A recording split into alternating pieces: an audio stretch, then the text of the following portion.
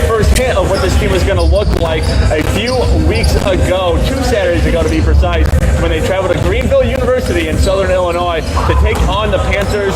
Unfortunately, Jonathan, Cougars not able to come away with the win over the rival Big Cats of Greenville University. They dropped that season opener 109-96, and even though it was a very, very high-scoring game, I mean, Cougars put up 96 points. One key aspect from last year's team that was missing in that Greenville game was the three-point shooting. Absolutely. 2 for 16. That's a number you never want to see on the stat sheet from a game, but it makes sense. Your 3 best three-point shooters last season are gone. So now this team has to look for new ways to get that three-point production. And right now you have 2 different players who have made 1. You don't know where that consistent three-point production is going to come from yet. And that showed up against Greenville with that low percentage. 96 points is still a lot of points to put up with only 2 three-pointers made. But that's the nature of games against Greenville. They're a fast-paced, lots of offense, minimal defense team. So you're going to get that no matter what. Going forward, the Cougars, they've got to find ways to get those three-pointers up consistently. Right, CUC had the 5th best three-point percentage in the NAC last season. So this team we know is capable of hitting threes. It's just how are they going to be able to do it with all the new personnel on the roster this season. But I mentioned him, and one of the mainstays from last year is Jacob Collicott, and he absolutely went off in that Greenville game. A 30-point, 13-rebound double-double for the senior out of Lafayette, Indiana. Collicott set career highs in both points and rebounds that game. Jonathan, he is kind of, I mean, he's the alpha now. Yeah. Coach Searles has said it. He is the main guy right now for the Cougars. Absolutely. I mean, you said it. He's the only returning starter. He's the only player returning who led in assists, led in steals, led in blocks, led in rebounds per game. The key thing to take from those from last season, he was far from the tallest player on that team. 2 of those are usually big man stats. Right. Jacob Collicott last year was one of your energy guys. He was one of what you would say the glue guy out on the court. This year, he's now taking that leading role, was still bringing that production. You saw that against Greenville with that big points production. So that's a lot of what you can expect. Still, those good secondary attributes that bring a lot of production, but also the offense, the production also taking a level up this year. Well, let's switch over to the opponents visiting Geisman tonight from the south side of Illinois. It is the Illinois Institute of Technology Scarlet Hawks. They are so far 0-2 on the season. Most recently, an 82-56 loss at Carthage versus Carthage. Apologies, is at IIT. And the key stat from that game, Jonathan, was you had 3 guys. You had Iguade, you had Carter, and as Charlie T joining us on the pregame show. Hey, Charlie, thumbs up, thumbs down. Cougars going to get a win tonight? Oh, 2 thumbs up. All right, Charlie. All right, so IIT coming off that loss to Carthage, and they had 3 players score double-digit points. Unfortunately, Jonathan, that was really all the production they got. Yeah, it's just Illinois Tech, if you look back to last year, they're not a high-scoring team, and it was a similar struggle last year. They're top-heavy. They have talent at the top of the roster, but they struggle to fill in that talent with your 4th player, your 5th player, the bench. So you can't get those high-scoring games if you don't have production coming from deeper in the lineup. Those guys putting up between 5 to 10 points a game. That's where you really level up from what they had this last game, 50-something points to 60, 70, 80. That's where you get those numbers, the secondary production players. They were missing that against Carthage.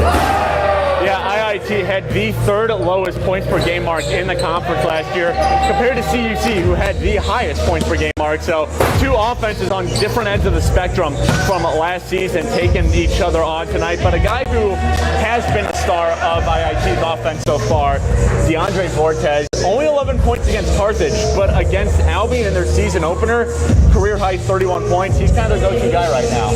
And DeAndre Fortes, he was expected to take a big leap coming into this season for Illinois Tech, and so far he hasn't disappointed. He's been the backbone of this squad, putting up points for a team that struggles to do so. That's what they're going to be looking to tonight. Get Fortes involved. The games with the Cougars, any team, usually they end up being high scoring, so you've got to find ways to create those points. guys, especially when you don't have a lot of points-producing players. If you can get a big game out of Vortez tonight, that's going to be good for the Scarlet Hawks. Right. Yeah, Vortez is 31 points against Albion in their season opener. Most points scored by any NAC player so far in this very young season, so he definitely has some pop to his game. Now let's get to a little bit of history before we get to our keys of the game. IIT versus CUC, only 12 all-time matchups, and they have split them down the middle. 6 wins for the Cougs, 6 wins for the Scarlet Hawks. CUC, they did take both wins in the games they played last season, and game 1 of last season's games had some extracurriculars on the court as well, so some tensions may be high between these two squads. Illinois Tech, they haven't beat CUC since 2022, and they haven't won here in River Forest since 1989, so CUC trying to protect some history tonight here in Geisman Gymnasium. But Jonathan, we know the stakes. First conference game of the season for both of these squads. What do the Cougars need to do tonight on the court to get the job done, start off 1-0 in conference play? Well, you look at the points we talked about for both these teams. High-scoring first game for the Cougars. That reflects the identity of Coach Sherrill's squad. Fast-paced, lots of points. Go over to Illinois Tech. Low-scoring, slower pace. Again, that's the identity of the Scarlet Hawks usually. For the Cougars to get the win in the conference opener tonight, it's about controlling the pace of play, getting fast-paced, and the best way they can do that, find a way to make those three-pointers. If the Cougars can drive up the score through that way, you force the Scarlet Hawks to match. You force them then up their pace of play to try and keep up with the high scoring. That forces them out of their comfort zone, forces them to play a kind of game that they don't want to play, and that puts you in the driver's seat for a big win. And a big way to do that is the turnover battle. Last season, CUC averaged over 16 forced turnovers a game. That was the best number in the conference in that regard. And they did it again against Greenville. They forced 24 turnovers. Unfortunately, Greenville forced 29, so CUC still lost the turnover battle. But if they can get those turnovers against the Scarlet Hawks tonight, push pace a little, things could turn out really well for CUC. But we're going to see if they can do that in just a couple of minutes here. About 5 minutes away from starting lineups and national anthems. Then we have CUC taking on IIT in the NAC opener for both these squads. Jonathan and I will be on the call all night with you. Don't go anywhere. You're watching the Cougars Sports Network.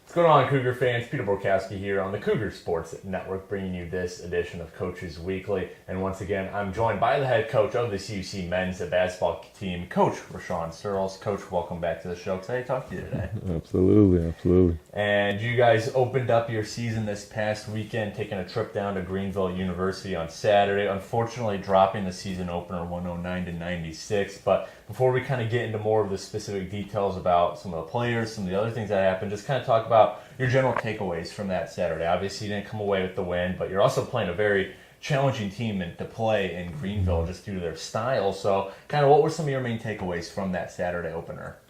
Yeah, I mean, Greenville returned pretty much all of their rotation from last year, and they added a couple pieces that are really going to help them this year. Mm-hmm. And for our team to have multiple chances to kind of take the lead and seize the momentum of the game late in the game, I thought was very promising. I think that experience won that game. Mm-hmm. And that's just something that is going to be something that we have to work on and work throughout this year, is just kind of figuring out how to win, because we had multiple chances to take that game, and we'll figure it out. And also another thing is they averaged 117 points a game last year. Right. And last year we gave up 117. We played them to hold them to 106. Mm-hmm. And they had a couple buckets in the last, few seconds. So to kind of keep them around that 100 mark, mm-hmm. I thought was really good, a good sign for our defense and for how well we rebounded. So. Mm-hmm. Well, I'm glad you mentioned, that ability to close out games, to find,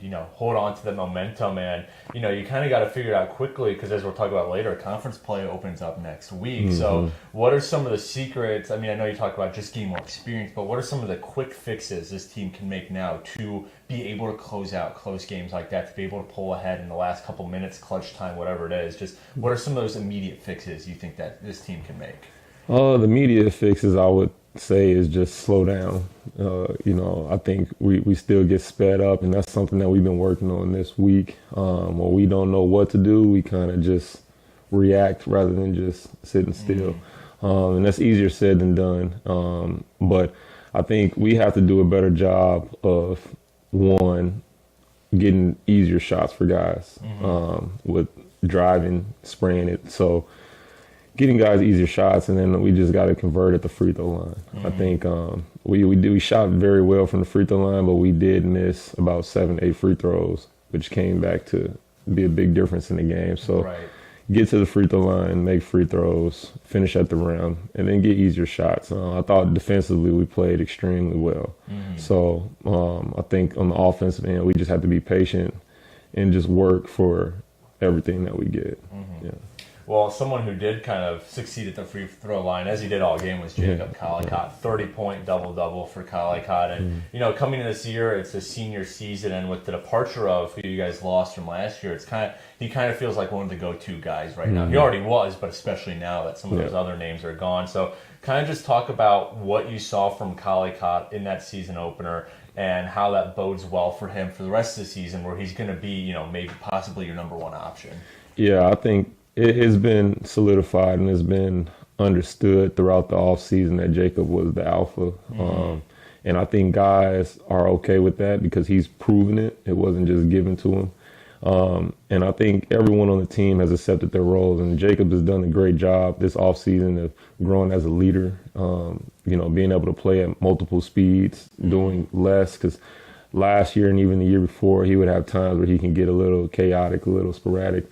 But he played with a lot of poise, and I thought that when he played confident and under control, that kind of, fizzled down to the team and, gave them some confidence and some control. So, I'm excited to see what he does this year. I think that he will be our number one option. And teams around the conference will also know that. Right. So other guys will have to step up, but as long as he's being consistent and doing what he does best, which is, scoring around the rim and then, obviously blocking and defending the rim and, just being a pest on defense, I think the game will always be simple for him. Right. Yeah.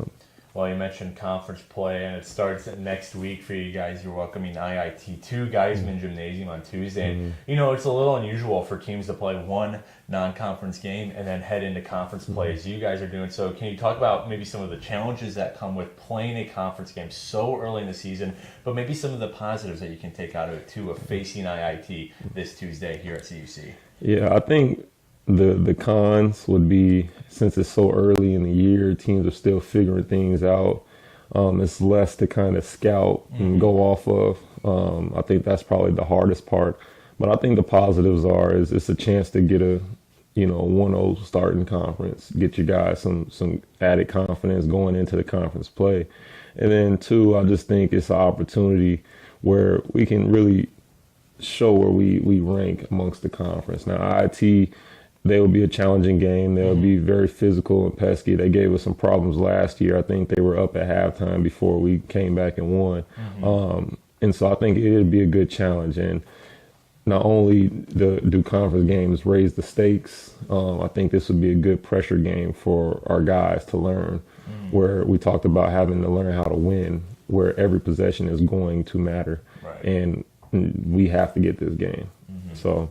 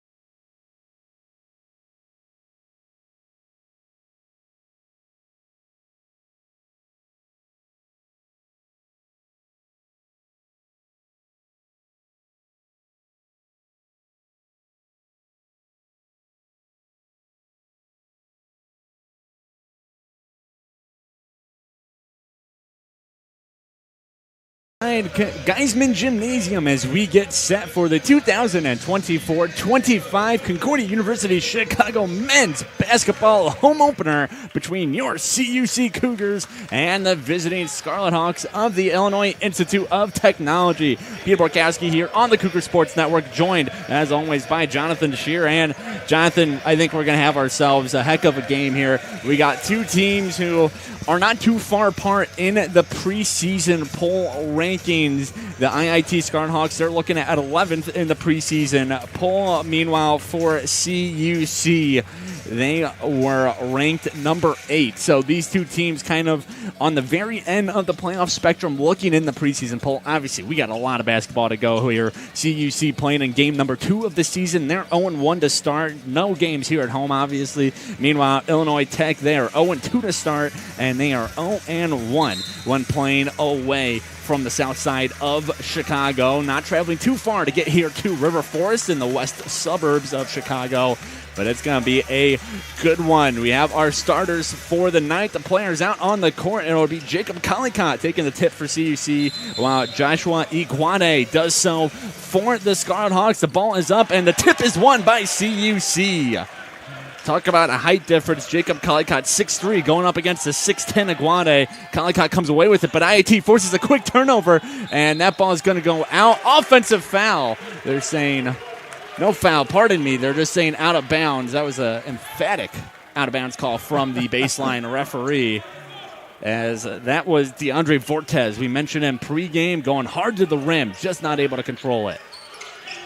Full court press here, aggressive from the Scarlet Hawks. Now Collicott trying to feed Sean Beckman. The ball rolled on the ground. Beckman to Joel Watts, over to Darian Williams now. Williams, one of those guys getting increased minutes this season after serving mostly in a bench role, as that ball is tipped away and right into the hands of Garrison Carter. Carter feeds Vortez. Vortez, tough finish, no good, but a couple players land on him, and that'll draw a whistle as foul on number 25 for CUC, Carter Langendorf. And it is a shooting foul, so that'll send Vortez to the line. Pretty quick pace here so far, Jonathan. Up and down real quick between these two squads. Yeah, and it's two very early turnovers from CUC. We talked about it in the pregame. CUC is going to look to create those turnovers. That might be how Tech's looking to beat CUC. They can be fast-paced, but if you can take the ball away from them, they're not going to get points off of that fast pace. Illinois Tech starting 5, DeAndre Vortez, the man at the line. Alan Watanabe, number 4. Number 10 is Dario Bianzi. Number 11, Joshua Iguane. And number 30, Garrison Carter. Carter, an all-NAC honorable mention last season during his sophomore year, as he's become one of the stars of this Illinois Tech squad, who has struggled since joining the NAC. They joined Division III, as here's a 3 from Sean Beckman. He wears double threes. He hits a 3, and CUC on the board as Beckman almost pokes that away. Odd man rush here for Illinois Tech. Vortez trying to go hard, runs into Darian Williams. Here's Watanabe now, guarded by Jacob Collicott. Collicott leading the team in defensive play last year, one of the defensive leaders on the team, as Garrison Carter, tough finish, no good, draws the foul. And this will be personal foul number 2 on Carter Langendorf. And you got to think, Jonathan, that Coach Searles is going to have to make a change here. You can't have one of your starters have 2 quick fouls into the game. Absolutely not. The good news is, because of the nature of this team this year, that talent disparity between the bottom of the starting 5 and the bench is pretty good. So there's not much difference there. Losing Langendorf won't be too much of a loss for the Cougars. And it looks like they'll be checking in the big man, 7-footer Liam Cameron.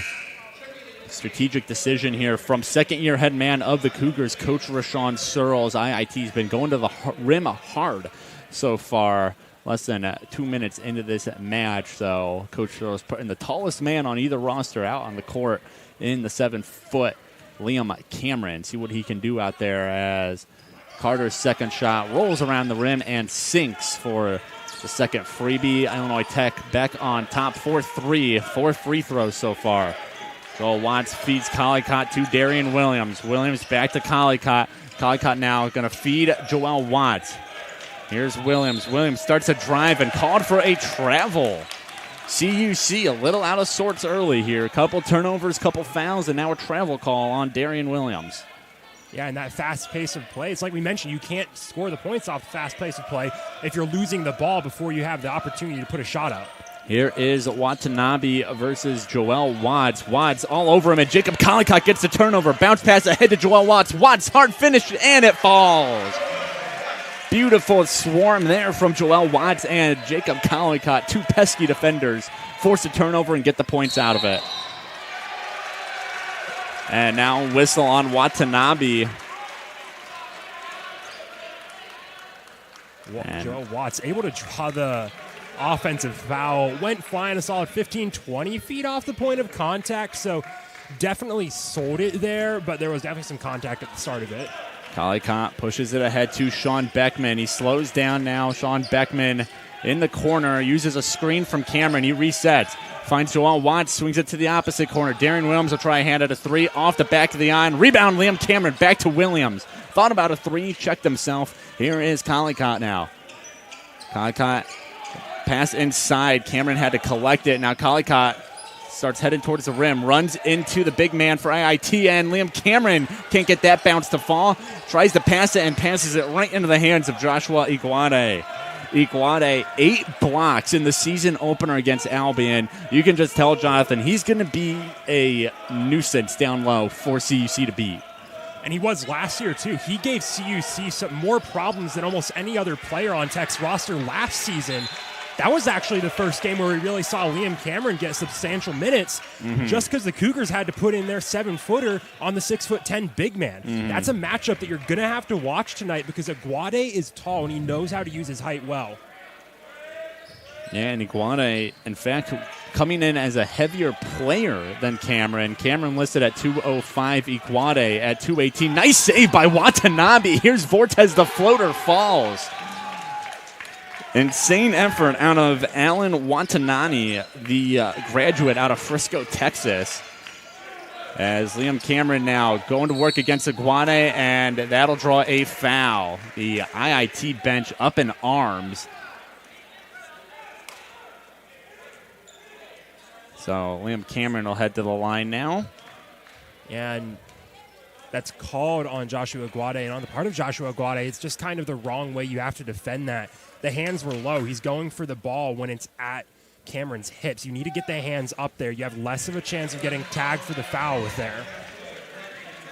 Cameron makes free throw number 1 in the season opener against Greenville. Liam Cameron only played 1 minute, so he has seen his role increase in this second game. Less than 4 full minutes into the game. As again, Coach Sir is looking for an answer for Joshua Iguade. It works out in Cameron's favor that time. Watanabe now back on Joel Watts. And he's going to move away from it. Here's Iguade.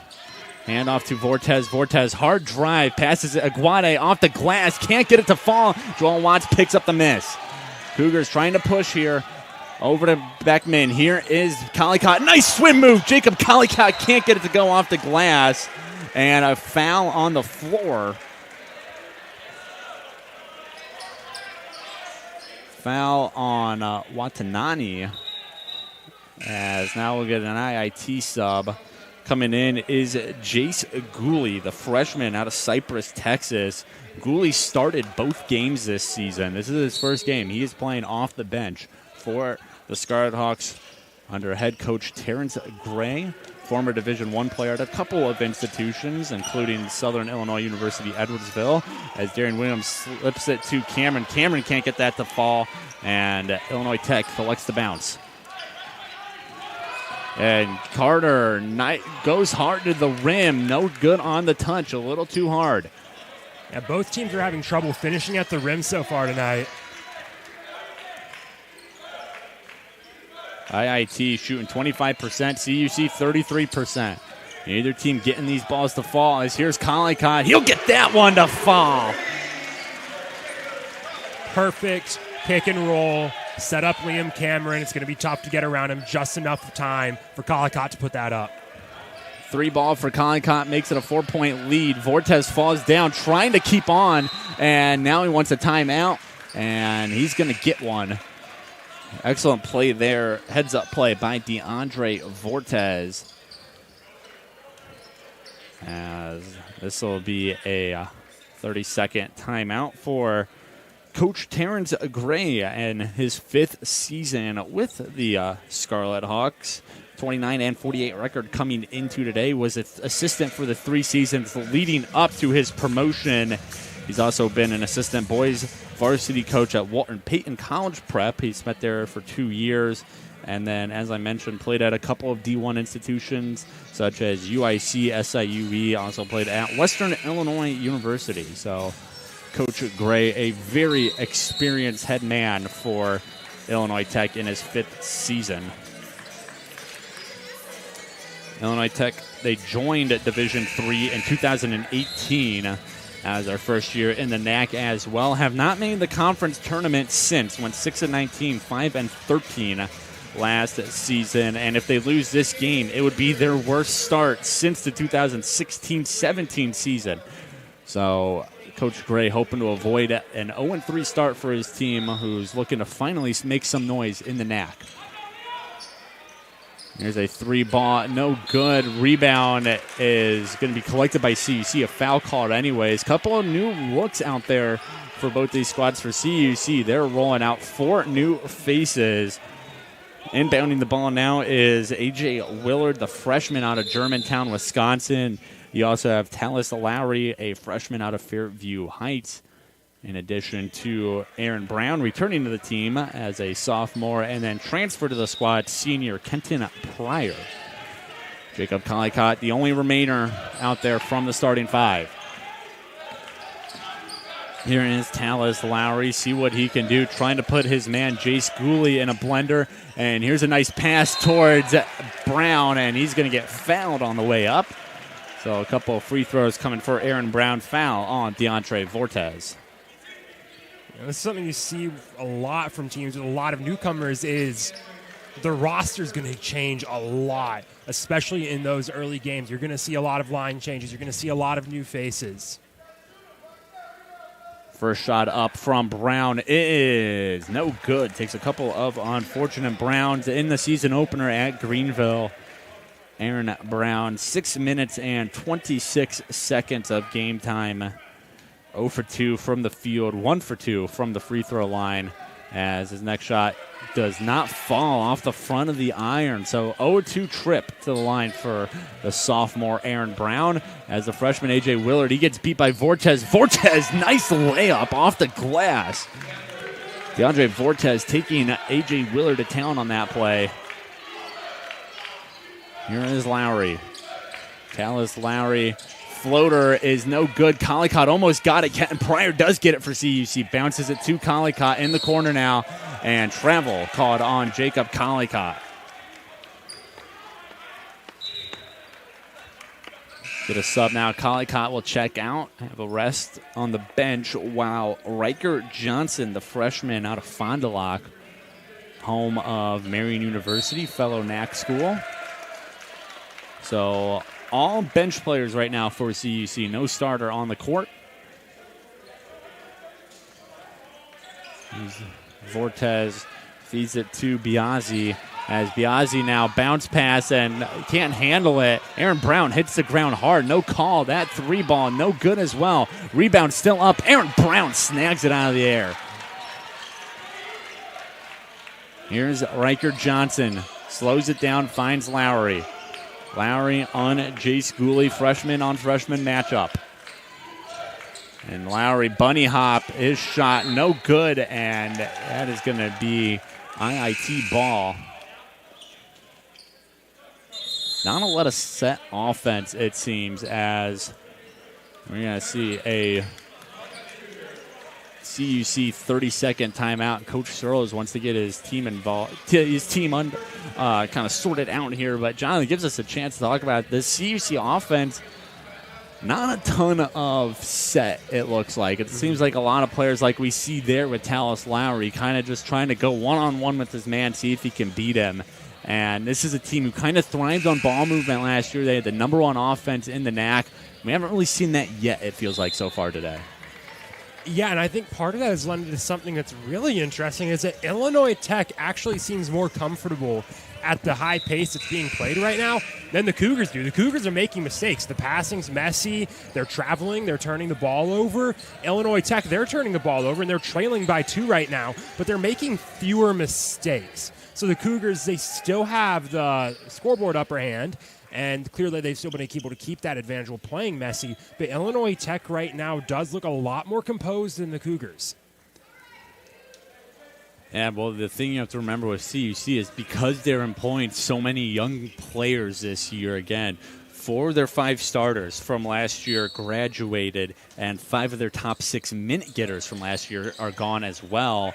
You know, they're having to play a lot of freshmen. And those freshmen, they probably didn't play anything nearly as fast in their high school. Obviously, I don't know, can't say that for everybody, but it is a challenge for them, too, to go from a high school game to the college game, which is faster to begin with. Now you're also doing it with a team who plays really fast in CUC. So this is a, kind of an adjustment period for Coach Searles and all these young players he's got out there, like Talis Lowry, who is currently going to work on James Pillipole. As ball now in the hands of Owen Walsh. Walsh tries a tough finish, not going to be able to do it through Kenton Pryor. The senior presence out there transferred to CUC this year. Went to high school down in Homewood, Flossmoor. And here's Lowry, uses a Brown screen at the free throw line, tries to float one, no good. Rebound, Kenton Pryor, good fight there. Lowry looking, he's going to try and take it as he feeds Riker Johnson in the corner for 3 off the side of the backboard. Playoff P shot there as IIT, they'll get set a foul called on number 22, A.J. Willard, as we see some IIT changes now. And Willard is going to be headed out of the game. Looks like Coach Searle is preparing to make that shift. 2 fouls early for the freshmen. They're both somewhat messy fouls. Again, that just inexperience cropping up. Gooley over to Walsh, back to Gooley, and now DeAndre Fortes. Main man for IIT so far this season. He hands it off to Gooley, back to Walsh. Walsh, top of the key, finds Biazzi now. Biazzi going to work on Willard. That pass almost thrown out. Good save by Walsh. Walsh on Lowry. Good defense by Talis Lowry, locking up Walsh, but DeAndre Fortes, a high shot. No good. Tried to beat the shot clock. Couldn't do that. Couldn't get it to fall. Kenton Pryor now on to Gooley, and he's going to fall. And they're saying a block on IIT's part. Called on number 33, that is Peter Mayer Jr., all the way from Philadelphia. Kenton Pryor set for a couple of free throws. As CUC, they got 4 white jerseys in the front of the bench, and they're going to sub them on. Pryor will be the only player remaining as we see Joel Watts return, as well as the home debuts this season of Eli White, Melvin Holder Maldonado, and Darian Williams returning as well. These free throws for Kenton Pryor, courtesy of just getting to the rim any way you can. Throw your body at the hoop, and if you draw the foul, you draw the foul. He drew the foul. And the Cougars, no points off of it, though. Yeah, CUC struggling from the free throw line today. See if IIT can take advantage. Here is Garrison Carter working on Joel Watts. Size difference here. Carter off the front of the rim. Mouse in the house. Joel Watts playing some tough defense against the taller Carter. Ball to Williams now. Williams feeds it up top to Watts. Kenton Pryor bounces it. Here's Williams. Williams slows down, finds Pryor now, guarded by Walsh. Pryor, he's got 11 seconds on the shot clock as Williams now double teamed, finds White, and here's Pryor. Pryor, baseline drive, falling shot, no good. Here's Holder Maldonado, blocked by Iguane, and White gets it back, and now we get a stoppage. And they're saying that was a shot clock violation on CUC. Didn't hear the buzzer go off for it. Because they reset the shot clock. There was an improper reset, or at least according to the referees, an improper reset. I think it comes down to the scoring table, and the Cougars thought that Pryor's chuck up at the hoop from under the rim hit the rim. The officials say no. Must have. And from their point of view, hit the backboard, the bottom of the backboard. Obviously, they have a better view than we do. Here is IIT back on the offensive, trying to find some points. They're 0 for their last 5 from the field, 1 for their last 9. They haven't scored in over 3 minutes. CUC, they haven't scored in roughly 4 minutes, so neither team putting points up on the board as of the last 4+ minutes. Here is Aguade. A corner shot from Vortez. I think it would have been a long 3. That ball's still bouncing around. Aguade all the way out on the perimeter finds it. Vortez swings it over to Miles Townsend. He's guarded closely. Joel Watts picks it away. Hand in the cookie jar. Can't come away with it, though. Townsend gets it back. Here's Vortez. Starts his drive. Vortez, little finger roll. Nice touch by number 3 in black. And we are all tied up at 10. That's more of what Illinois Tech needs. They've done the job. They've kept the Cougars off the board. They haven't been scoring enough to offset that, though. Here is Darian Williams to Kenton Pryor. Pryor finds Joel Watts, screen from White. He'll try a 3 now, and that is off the iron. A rebound going all the way up for it was Josh Aguade. Townsend finds Biazzi, guarded by Williams. Townsend again trying to feed the big man. Instead, he's going to take this to the rim himself, and he gets a floater to fall. IIT hitting their last 2 shots to take a 12-10 lead now. As Joel Watts working on Vortez, gets a screen and now a whistle. I believe this will go on the Scarlet Hawks. It will. Biazzi getting tagged with it. Dario Biazzi, a junior out of San Juan, Puerto Rico. 6'4", 186 guard and a forward. As Joel Watts will take a trip to the free throw line. See if he can even this one up with a pair of free throws. First shot is up and no good. CUC does get the rebound though. Remember, it's make one, take one. As now a whistle blows, and it'll be IIT ball. So yeah, Holder Maldonado must have stepped out of bounds right next to the Scarlet Hawk bench. Another sloppy mistake from the Cougars. Again, this is a team, they scored 96 points in their season opener 2 Saturdays ago. Right now, they're at 10 points halfway through this first. A long floater from Townsend can't fall. High arc on it. As now we get a whistle and a travel on CUC. They are all out of sorts here. And that's tagged to Holder Maldonado again. 2 consecutive mistakes for number 5, and it's mistakes that are going to kill a team. And you see right there, Holder Maldonado getting sent back to the bench.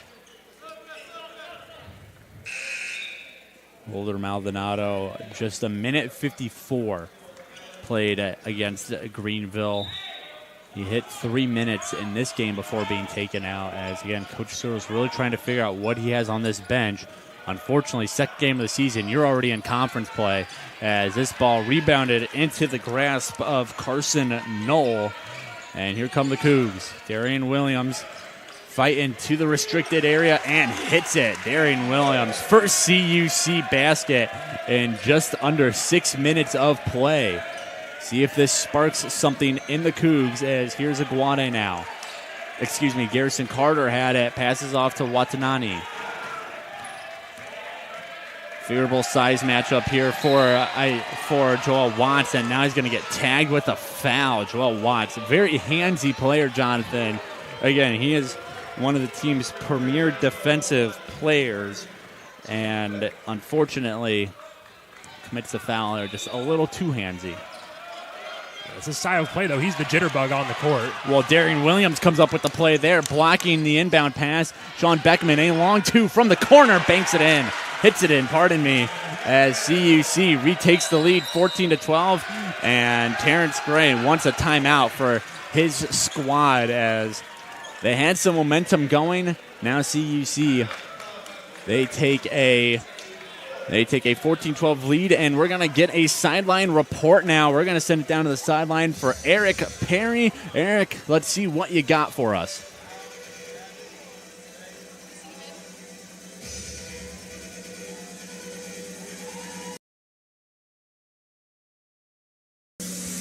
Thanks, Peter. Yeah, the story of this game so far has been both teams' inability to score.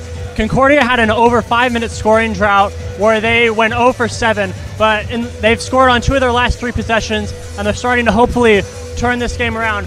Meanwhile, Illinois Tech, they're 1 for their last 8 field goals. And this is a Concordia team that scored 96 points in their opening game. So going ahead in this game and in the last 9 minutes of the half, they're just going to have to see if they can make something happen. Back to you, Peter. Well, thanks to Eric Perry, our sideline reporter for the night. Thanks to Eric Perry, our sideline reporter for the night on the update. I mean, Jonathan, we got 9:15 to go here in the first half. It's 14-12. This is not the CUC offense that we saw last year. This is not the CUC offense that we saw against Greenville. And it's really just a matter of they're not really getting these easy open looks. As we'll see if they can get one here. And Jacob Collicott goes up and lays it in. So CUC, a good turnover, leads to 2 points. And that is a bit of what they've been missing tonight, is that chaos creation. You saw it right there. You saw it on the point before. And a block called on Sean Beckman. So 2 shots coming up here. Beckman not able to get his feet set. So 2 shots coming up here for Garrison Carter. Mentioned Garrison Carter, an All-MAC honorable mention last season as a sophomore, and so far, and during that season, led the team in minutes per game, field goals made, points per game. He is also top 3 in 3-pointers made, rebounds per game, and blocks as well. So Garrison Carter, a key part of this IIT squad, as his second shot is up and in. That makes it a 2-point game. 16-14 our score. Darian Williams, Jacob Collicott. Pressure here by the Scarlet Hawks. DeAndre Vortez right in front of Collicott. Finds Williams. Here's Joel Watts now. Watts against Watanani. Darian Williams trying to drive. He's instead going to kick it out. Here is Collicott now for Beckman. Beckman, top of the key. 3, yes, sir! Number 33 hits a 3. And CUC on top by 5 now, 19-14. Double team from the Cougars. Vortez gets away, and Aguade blocked by Collicott, and a foul called. Block party canceled as Jacob Collicott commits the no-no, and that'll send Aguade to the line. I mean, that's not too bad for the Cougars because that's Collicott's first foul. I wouldn't have tagged that on Collicott. That looked like it should have been tagged on Beckman, who came from the side and went through the arm. And Collicott was checking the official like that. That was on me, but this is only his first, so got 4 to give. Yeah, we've seen Collicott just with how jittery he is as a player, how explosive he is. I mean, if there's a shot towards the rim, Collicott's going up for it on defense. We've seen him run into foul trouble before as he's kind of grown into a starting role over the years. So hopefully that's going to be a big area of improvement that we see this year, is his ability to stay clean, as Joshua Iguade unable to hit both free throws. Jacob Collicott maybe uttering "ball don't lie" under his breath after that aimless trip for Iguade. Here comes Beckman now. Pivots, and he's going to kick it out to Williams. Williams will start his drive. A loose screen as Williams is pivoting. That ball is going to get knocked out. Last touch by Watanani. Good defense there from Alan Watanani, the 5'10 graduate, as he's going to take a seat on the bench now. What are your trends right now? Scarlet Hawks are on a scoring drought. The Cougars, 4 of their last 4. Here is Collicott. 2 seconds on the shot clock. Collicott puts it up and just rolls out as CUC unable to make it 5 for 5. Here is Townsend back to Carter. Biazzi over to Vortez. Good ball movement by the Scarlet Hawks. See what they do with it now. Townsend start a drive on Knoll, and a 3 from Biazzi drains it. Dario Biazzi. He was the team's leader in three-pointers made last year with 49 total threes. He hits a big one there to cut this lead back down to 2. Leader for the Scarlet Hawks today. First three-pointer they've made all game. Sean Beckman finds Williams. Williams a 3, and he's able to respond. Put up the 3 fingers. Darian Williams, you got your team back up by 5. Less than 7 minutes to go here in the first half. Carter, that ball almost picked off Vortez. He'll launch a 3, and he sinks a 3. It's a 3-point party. Everyone's hitting them. CUC back up by just 2, and Williams, errant pass, throws it over everyone's head. And that's going to signal a 4-man line change here for CUC. Willard, Lowry, Johnson, and Pryor in. Sean Beckman, the lone player remaining on the court. Yeah, it looks like Williams just got caught up a bit too much with the energy of the game at that moment. Tried to force the corner 3 very, very early. Garrison Carter brings it up slowly, guarded by Riker Johnson. Tall Taster Johnson fights through a screen and kick to the corner. Here's Gooley off the opposite side of the iron. Sean Beckman, a big rebound as he's going to push now. Swings it to Kenton Pryor. Pryor for Willard. Willard goes up, no good. Tried to roll it in. And here's a long stretch pass to Vortez. Biazzi to Gooley. Gooley tried to bowl his way through Beckman. You're not going to win that battle. Sean Beckman, one of the tallest players, one of the biggest players on the CUC roster. As here's Johnson. Johnson, that pass for Pryor. I don't think Pryor was expecting it. As here we go the other way now. Track meet here in Geisman, and now we'll get a break as a foul called on Tallis Lowry. Well, Jonathan, we mentioned at pregame how Illinois Tech was, not a fast team last year. That seems to have changed. They're not really succeeding at it. They only have 20 points up on the board, but they're staying within striking range of CUC, and I think the Cougars, they're maybe just caught off guard a little bit by just how fast IIT's playing right now. Yeah, the Cougars are very, very clearly uncomfortable with the pace of play that's out on the court right now. They're playing sloppy. They're playing messy. They're making mistakes. They're not able to create those golden opportunities on offense, those open lanes, those open shots. And that's going to be a problem if you rely on putting up a lot of points to win games. As bodies hit the floor in the restricted area.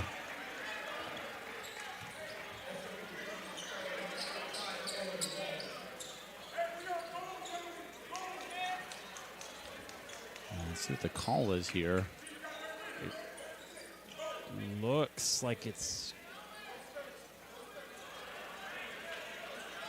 just... Maybe it'll just be CUC ball. As Sean Beckman and a Scarlet Hawk didn't catch the number, both hit the ground after the second free throw attempt.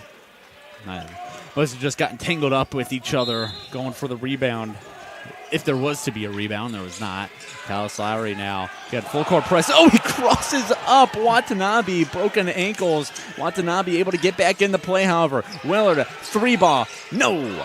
And a rebound collected by Walsh and the Scarlet Hawks. Here is Watanabe. See if he can get his get back on Lowry. Lowry sticking with him. Good defense there as Carter now with it. Pump fakes, no good. Here's a 3 from Walsh, however, and that is no good. And CUC claiming to hit the top rope. They don't get the call, but it doesn't matter. They get the rebound. Here's Tallis Lowry back on Watanabe. Almost loses him as 3 from Pryor off the front of the iron. 2 open threes missed back-to-back. That's the 3rd foul for A.J. Willard this game. All 3 of them have come in transition. He's been very, very handsy during those transition plays, and it's costing him on the foul totals. So you see not scoring the basket in the last 2 minutes and 2 seconds as IIT will now have a chance to take the lead with the freshman Miles Townsend out of Chicago, Walter Payton Prep. That is where Coach Terrence Gray of the Scarlet Hawks spent some time coaching, as Townsend wasn't able to make the first shot, and getting the rebound and making 2 points out of it is Peter Mayer. Again, single bonus. You got to make one to get both. But Peter Mayer says, well, I'll just take the 2 myself. Here comes Collicott now. Collicott bumped as he falls, able to get the shot up. And it will be 2 shots. That foul on Mayer. Good IQ there from Collicott to put up the shot as he was bumped. Able to draw the shooting foul out of it. Yeah, he's decided I'm going to drive into the paint. Once he saw the shot wasn't there, he decided to get to the rim any way you can. And this way, it's going to be the free throws. Another free throw miss for the Cougars. They were pretty good against Greenville from the charity stripe. They have struggled tonight. Well, and Jacob Collicott was perfect against Greenville from the charity stripe. 16 for 16 against Greenville. So that miss, and that second miss now, those are his first 2 free throws missed this season, as CUC really struggling from the free throw line. They're now 2 for 9. Just over 20% from the free throw line. That's a bad field goal percentage, and they're doing that from the charity stripe. In the corner now for Vortez. Vortez guarded by Williams. He loses it, able to pick it back up. Williams all over him, Drape, and that ball out of bounds, and CUC collects it. Darian Williams looks Vortez in the eye, says, "You're not getting away from me," forces the turnover, as CUC starts to march the other way, down by 2. Williams finds Collicott. Collicott, hard drive off the glass and in. That is where Jacob Collicott lives and breathes, is in the paint, despite his perceived lack of height. He's only 6'3". That is not the makings of a paint player. Jacob Collicott makes it work, though. Walsh loses it. Here's Talis Lowry now. He'll slow it down. Pushes it ahead. Collicott, what a snag by Collicott. Turns around, can't get it off the glass. Rebound still up, and Garrison Carter will draw a foul. Kenton Pryor getting tagged with the no-no. That sends Illinois Tech into the double bonus, so no matter what, it's 2 shots for Carter.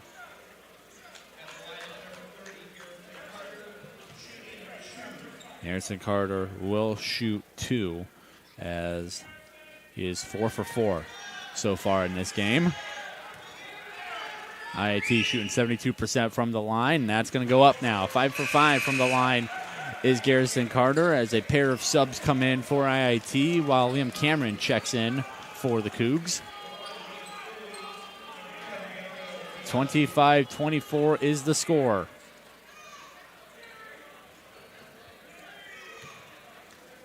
So you see 10 team fouls now. IIT, they're sitting at 8.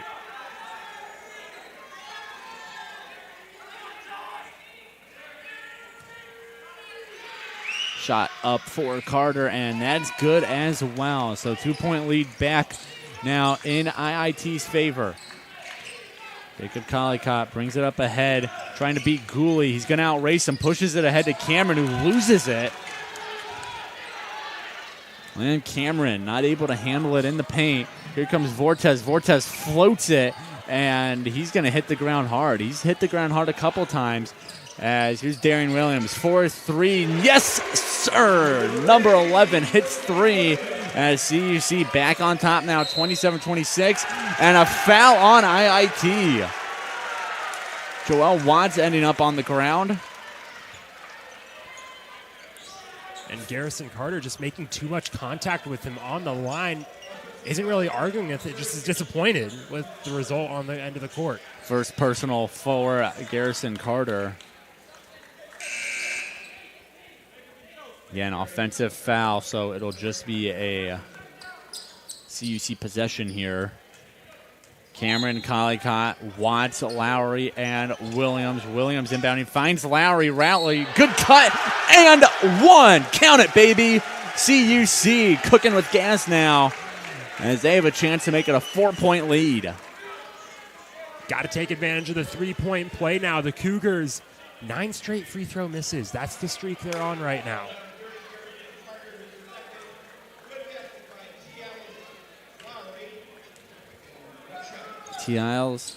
Tialis Lowry, no good as CUC continues to struggle from the free throw line. It has been anything but free. At this rate, it's been the $1 million line for CUC as Biazzi sends up an oop, and that's an alley-oops as that ball is over the hand of Iguade. CUC will get possession. Chance to continue building on their lead here. CUC slowing things down a little.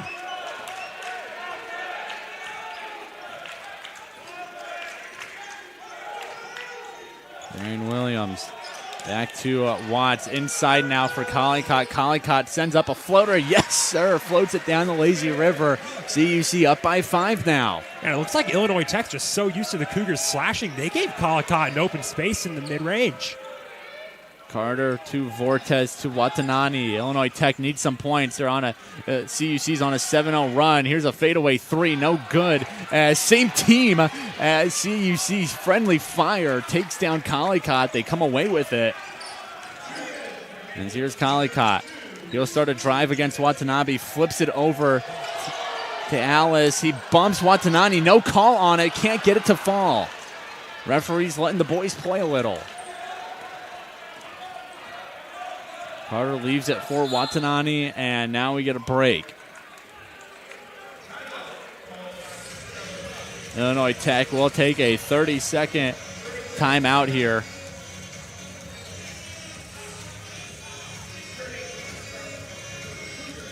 Thanks, Peter. Yeah, this has been a fast, messy game so far, which means there's been a lot of fouls. Both teams are in the double bonus, and one thing that it's really coming down to is the free throws.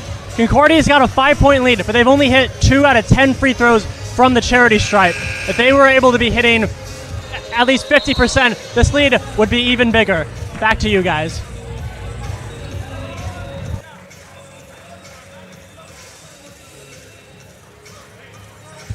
Well, thanks to Eric Perry once again for a sideline report, joined by Charlie T. Cougar, who's hogging up all the screen time this evening. Very needy Charlie T tonight, but he is a cat in the end of the day. All pets need a little love. So 1:42 remains on the clock. 31-26, our score in favor of CUC. IIT has a chance to get some back here as they find Carter. Carter nutmegs himself, recollects it. Back to Garrison Carter against Aaron Brown. Brown deep defensive squat as that'll be a whistle. And it's on Aaron Brown. Push against Carter. And that's going to send Carter to the line. Perfect 6 for 6 so far for Garrison Carter. And we're going to be real here. The biggest difference maker of this game is free throws. Illinois Tech is in this game because of free throws. 10 for 13 to the Cougars, 2 for 10. That's a big disparity. Now 11 for 14. Right. Yeah, that's 11. That is a 9-point disparity in the free throw game because of Illinois Tech's proficient shooting tonight versus CUC's lack of shooting from the free throw line tonight. Carter's second shot is also good, so that is now a 10-point difference in free throws alone. If CUC, if they hit half their free throws, they're up 34-28 at this point. Instead, it is a one-possession game. CUC doesn't have possession, though. Williams comes over the top, tries to get it off the glass, and Iguade gets the rebound. Biazzi now pushes ahead. Watanani for Vortes. Vortes stops Biazzi, a three-pointer, and off the front of the iron. Ball loose, and it is tipped out by Iguade. CUC fresh 30 on the shot clock, 106. 20 on the shot clock, pardon me, as a change. CUC going to get a freshman for freshman substitution in. A.J. Willard out. In is Honore Youngguao out of Williamstown, Kentucky. Making the trip all the way up here to River Forest to play some collegiate ball. IIT with it. Watanani. Carter back to Watanani. Back to Carter now. Carter being guarded by the other number 30, Aaron Brown. Here's Biazzi now. He missed that last 3 attempt. Iguade for Watanani. Starts a drive, and he's going to take a foul. Foul charged on Joel Watts. We've seen that Watanani-Joel Watts matchup a lot today, as those two do match up well height-wise. Joel Watts 5'9" at Watanani 5'10". And play style-wise as well. They both play quick. They both love to cause chaos. They're both slashers into the paint. It's exactly what they do. So that's why they go toe-to-toe so much, because they're just doing the exact same thing as the other, just on opposite teams. But we've seen Joel Watts. He is not afraid to match up with bigger players. He's such a handsy defender that those bigger guys, yeah, they might have, at some points over a foot of height on Joel Watts, but he's just such a handsy defender. He can knock that ball away. So CUC with 43 seconds left on the game clock, 24 on the shot clock. They have the ball. Handoff here for Darian Williams, guarded by Vortez. Williams uses a Beckman screen before handing it to Lowry. Lowry floats it, and it's in. To Alice, Lowry is having himself a fantastic debut here. He's up to 4 points, but he's been all over the court for CUC. Perfect open lane to get in there, and then floats it up right at the perfect time to avoid Iguade. Darian Williams almost came away with it. IIT has numbers as Williams, he's stumbling to get back in the play. He is now. Here is Carter, Euro step, gets it to go. CUC, they got to get a shot off here, and they're just going to hold on to it as the buzzer rings for a first half that picked up towards the end. It was pretty defensive heavy at the start, and by the end, CUC rocking a 33-31 point lead over the Illinois Institute Technology Scarlet Hawks. So we're going to take a break as these two teams head to the locker room. And when we come back, we'll have second half action for you. CUC looking to take on and defeat the Scarlet Hawks in the last 20 minutes of action. See what we got when we're back here on the Cougar Sports Network in roughly 15 minutes.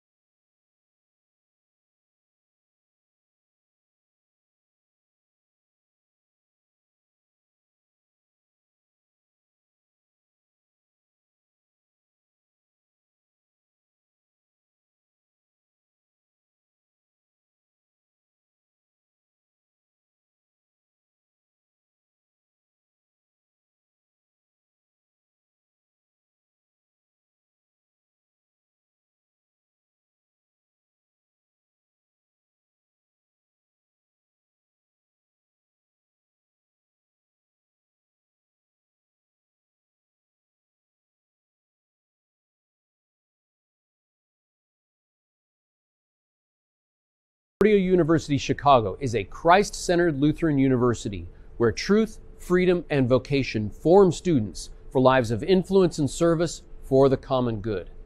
Our university offers a wide variety of undergraduate and graduate degree options that are available in person and online. That means we have a program designed for you. Whether you're a high school student, an adult returning to complete your degree, or someone looking to enhance your credentials and prepare for career growth.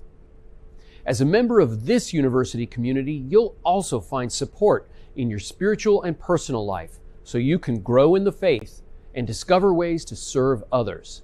To start your next journey with us, visit cuchicago.edu today.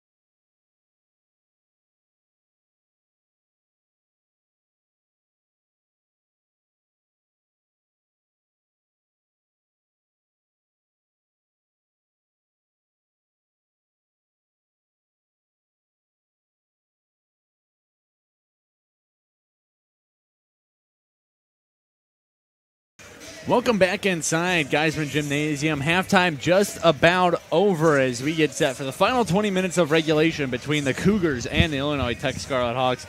Peter Borkowski, Jonathan Shear still with you on the Cougars Sports Network. And Jonathan, we got about half a minute until we tip off here, or we start off here in the second half. And CUC up by a pair right now, 33-31, but this could be a much bigger lead for CUC because they are not cashing in on those free opportunities from the free throw line. IIT 13 for 17.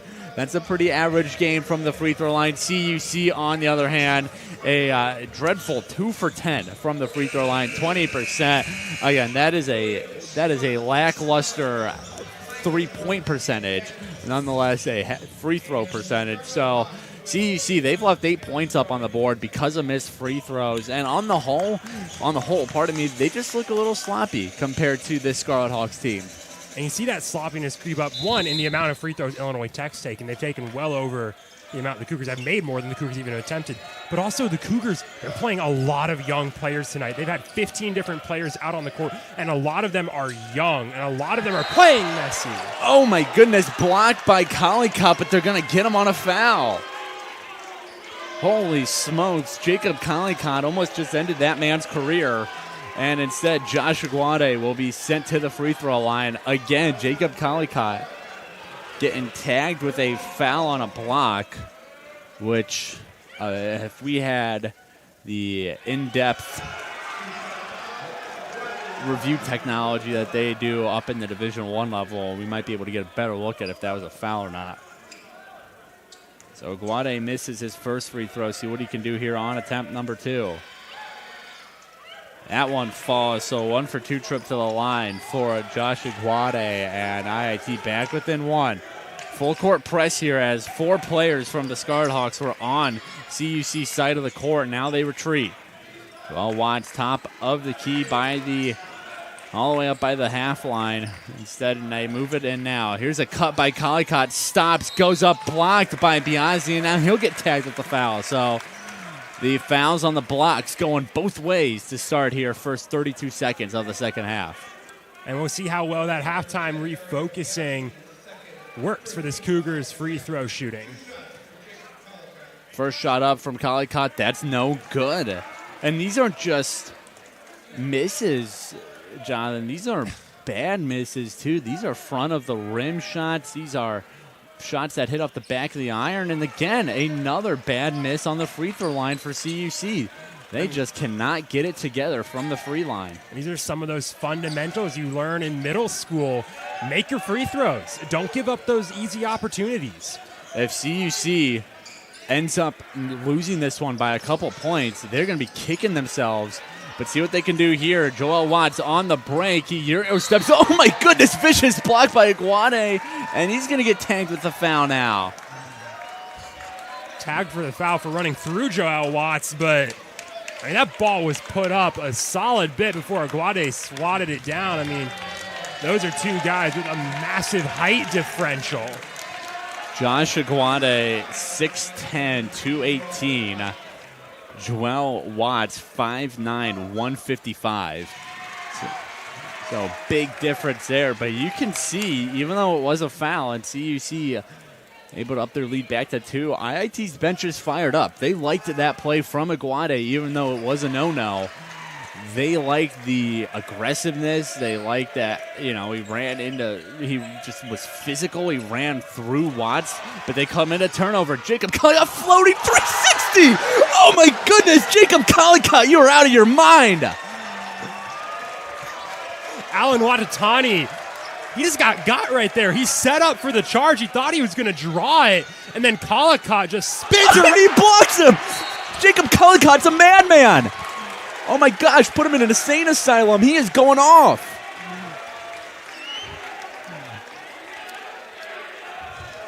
What in the world is happening on the court right now? Number 14 in white's taking over. See if the Cougs can capitalize on the momentum. Here is Fortes. Finds Watanani. Watanani looking, guarded by Langendorf. Here's a switch. Langendorf on Biazzi. Fortes thinks about going up against Collicott. A long three from Carter, no good. Collicott collects the rebound, doing it all right now for CUC. Jacob Collicott going hard to the paint. He stops and kicks it out. Here is Williams. Williams stops, goes, shoots, no good. A rebound, Biazzi, tipped by Langendorf. CUC comes away with it. Watts to Langendorf. Langendorf blocked by Iguade, but Collicott cleans up the miss and puts it in. He is smiling. His teammates are fired up. Jacob Collicott almost single-handedly has his team up by 5, 39-32. 30-second timeout called by Coach Gray and the Scarlet Hawks. Whew.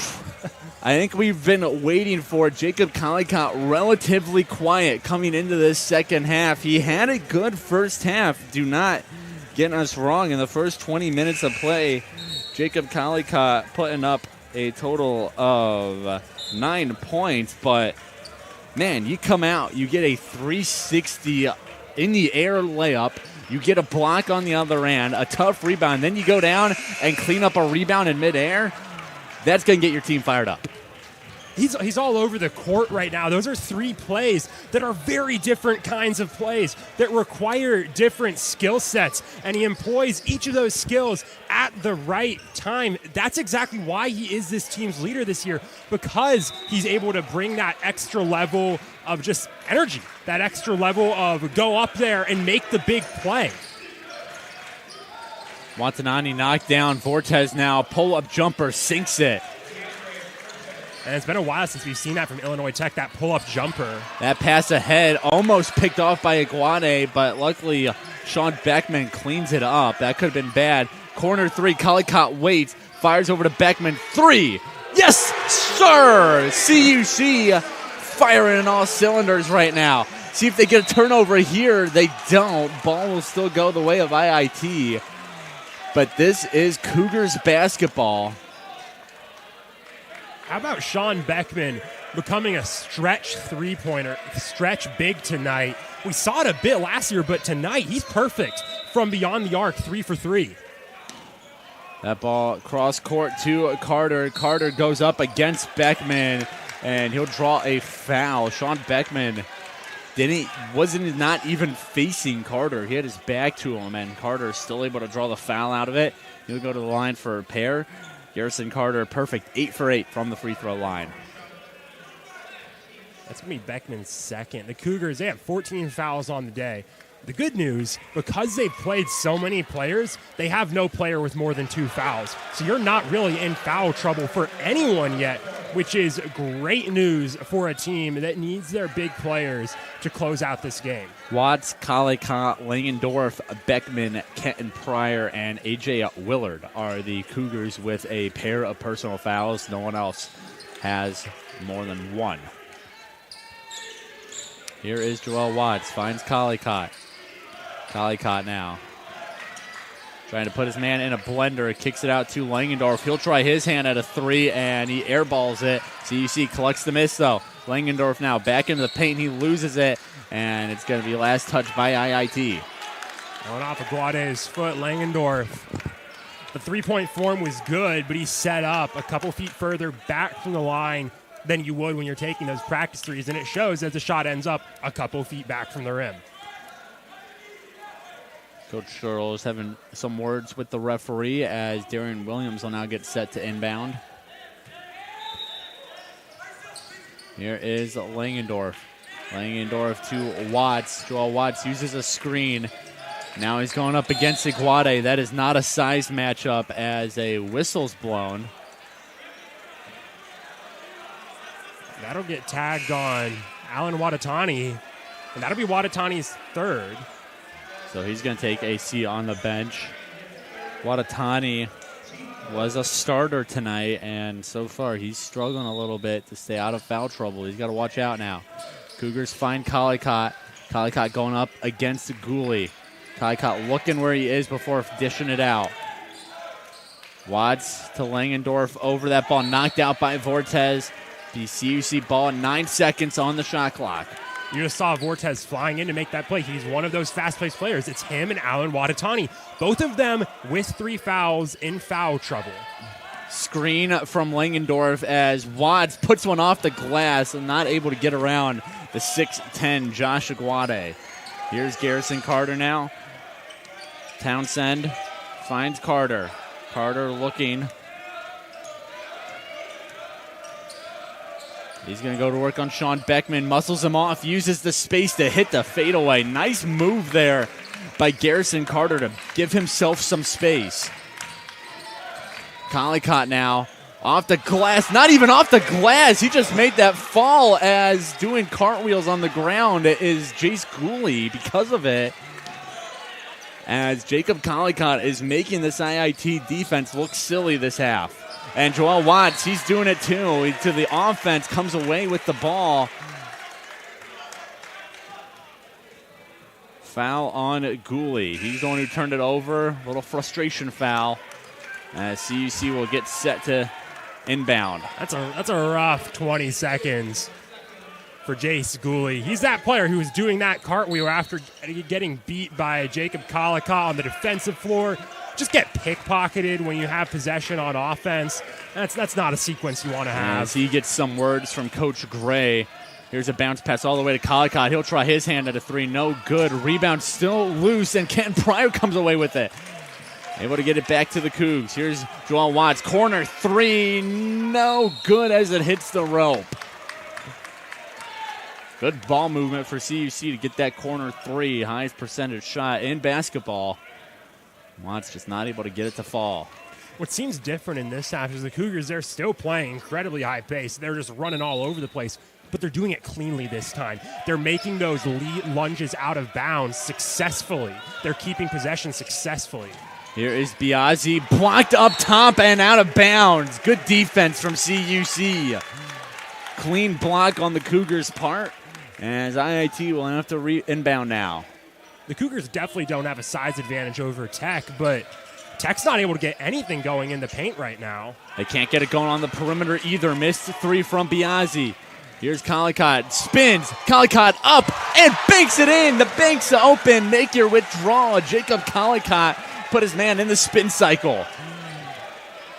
Alley-oop attempt, and Aguade able to finish it. See if this fires up his team. Look at CUC, though. They're not stopping. They're immediately pushing. They lose it, though. 2-on-1 rush here. Vortez up and makes it in. Jacob Collicott almost got a highlight reel block, but Vortez able to beat him. IIT is fired up here. Now you see the Cougars trying to slow it down, take that momentum off of Illinois Tech, run a set piece here. Here's Collicott. Goes to work on Biazzi through the legs. Now he goes to the rim. Tries to lay it in. He does. Jacob Collicott's unconscious right now, as he is now going to hit 19 points. 7-point lead for CUC. Townsend goes up, and he'll draw a whistle.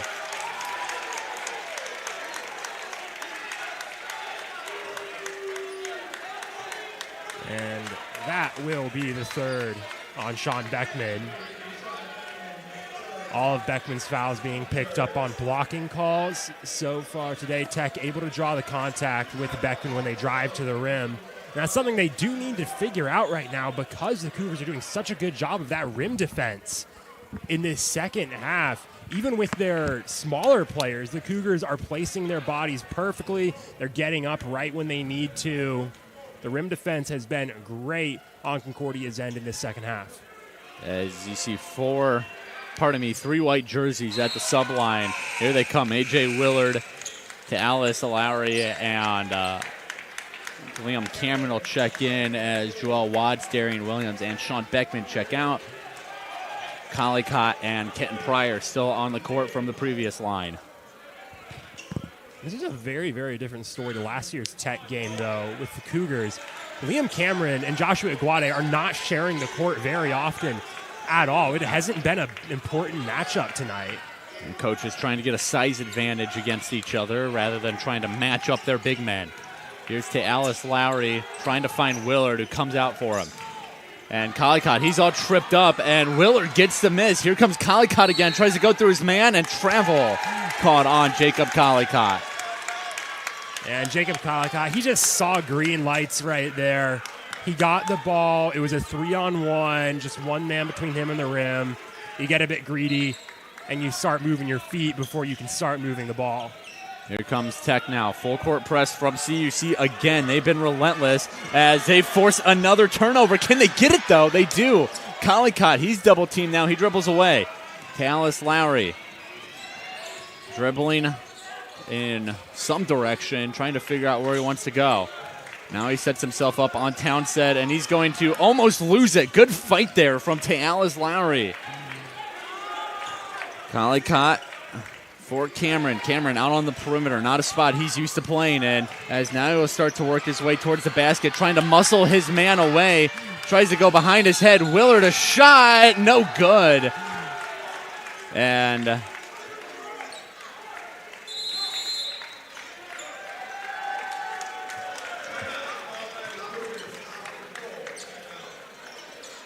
so it'll be a full timeout for CUC. That means we're going to take a break here on the Cougar Sports Network. We're going to catch our breath after a chaotic start to the second half. 13:20 remains in regulation. CUC on top of Illinois Tech, 48-42. More action for you when we're back on the Cougar Sports Network in just a second.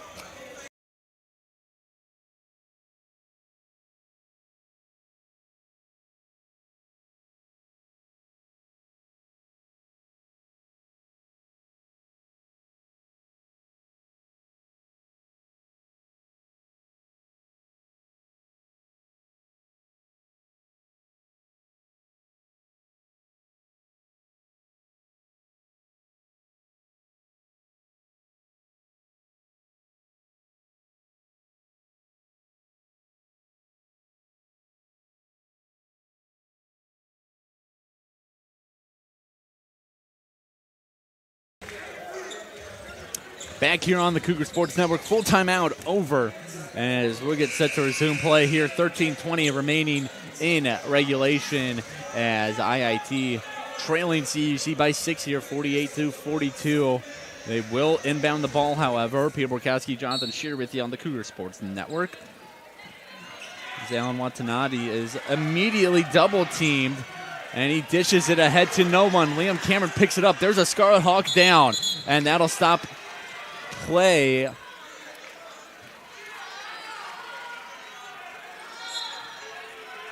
As there's still a Scarlet Hawk on the ground. That is Peter Mayer. And that from Alan Watatani is what you would call the basketball equivalent of just a hospital pass. He put it up there, and Meyer just had to leap and reach to try and gain possession. And then you have a Cougar flying in to make that play as well. You're up there. You can't do anything. You're going to take that hit because it's a loose ball. And in this case, it's a hard hit. You're going to get hit. You're going to fall to the ground, wind knocked out of you. And it looks like that's just what Mayer's working through right now, just getting that wind back into him. As that's a big fall you take falling from the air like that.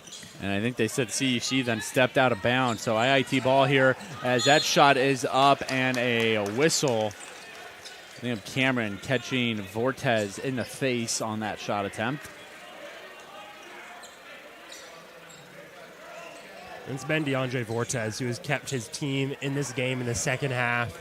He's kept them within that touching distance just with plays like that. The drive to the rim, to throw your body up there, the get the loose ball on the perimeter. That's what Vortez is doing to keep his team alive. 5 points in the second half now for DeAndre Vortez. 2 field goals and a free throw. Iguade and Garrison Carter both have 3 points in this half as well. Miles Townsend, the only other Scarlet Hawk to score since the halftime break. That was on a free throw. See if Vortez can make it 2 for 2 this trip. Shot is up, and it is good. So 4-point lead now for CUC. As they inbound it to Talis Lowry. Lowry playing with some speed, hopping around, puts up a shot, and it can't fall. Rebound is gathered by Lowry, gets his own miss. Lowry trying to put his man in the blender, can't lose Biazzi. Lowry now over the top. Lowry to Willard to Collicott. Collicott trying to use his screen. Instead, he's going to go. A hard drive and a hard finish. Jacob Collicott, anytime he enters that restricted area of the court, you just cannot stop him. And now a foul is going to be called on Willard. Coach Searle is trying to argue that it was the Scarlet Hawk who basically caused the foul. He's not going to get any love on that call. And for A.J. Willard, that'll be personal foul number 3, which means he is in foul watch. And that's kind of what it looks like. The argument for that actual call is that Willard broke the cylinder that Watatani has around him. He entered that vertical cylinder. Well, Watanani instead loses the ball. A.J. Willard's fired up. A little bit of ball don't lie in that circumstance. See if CUC can take advantage of it now as Watanani leaves the court to the waves of the CUC faithful. Not making many fans here tonight is number 4 in black. CUC will inbound with Collicott. Here's Lowry. Lowry for Willard, guarded by Vortez, who's played some solid defense so far, and Willard loses him. Never mind, forget the solid defense comment. A.J. Willard lost his man and scored an easy layup. Townsend now racing ahead of the break, and Willard pokes it away. A.J. Willard coming alive here. Here's Jacob Collicott. Collicott, he's got a lane to the basket. Collicott one-handed, and it'll be a foul. Cougars want goaltending.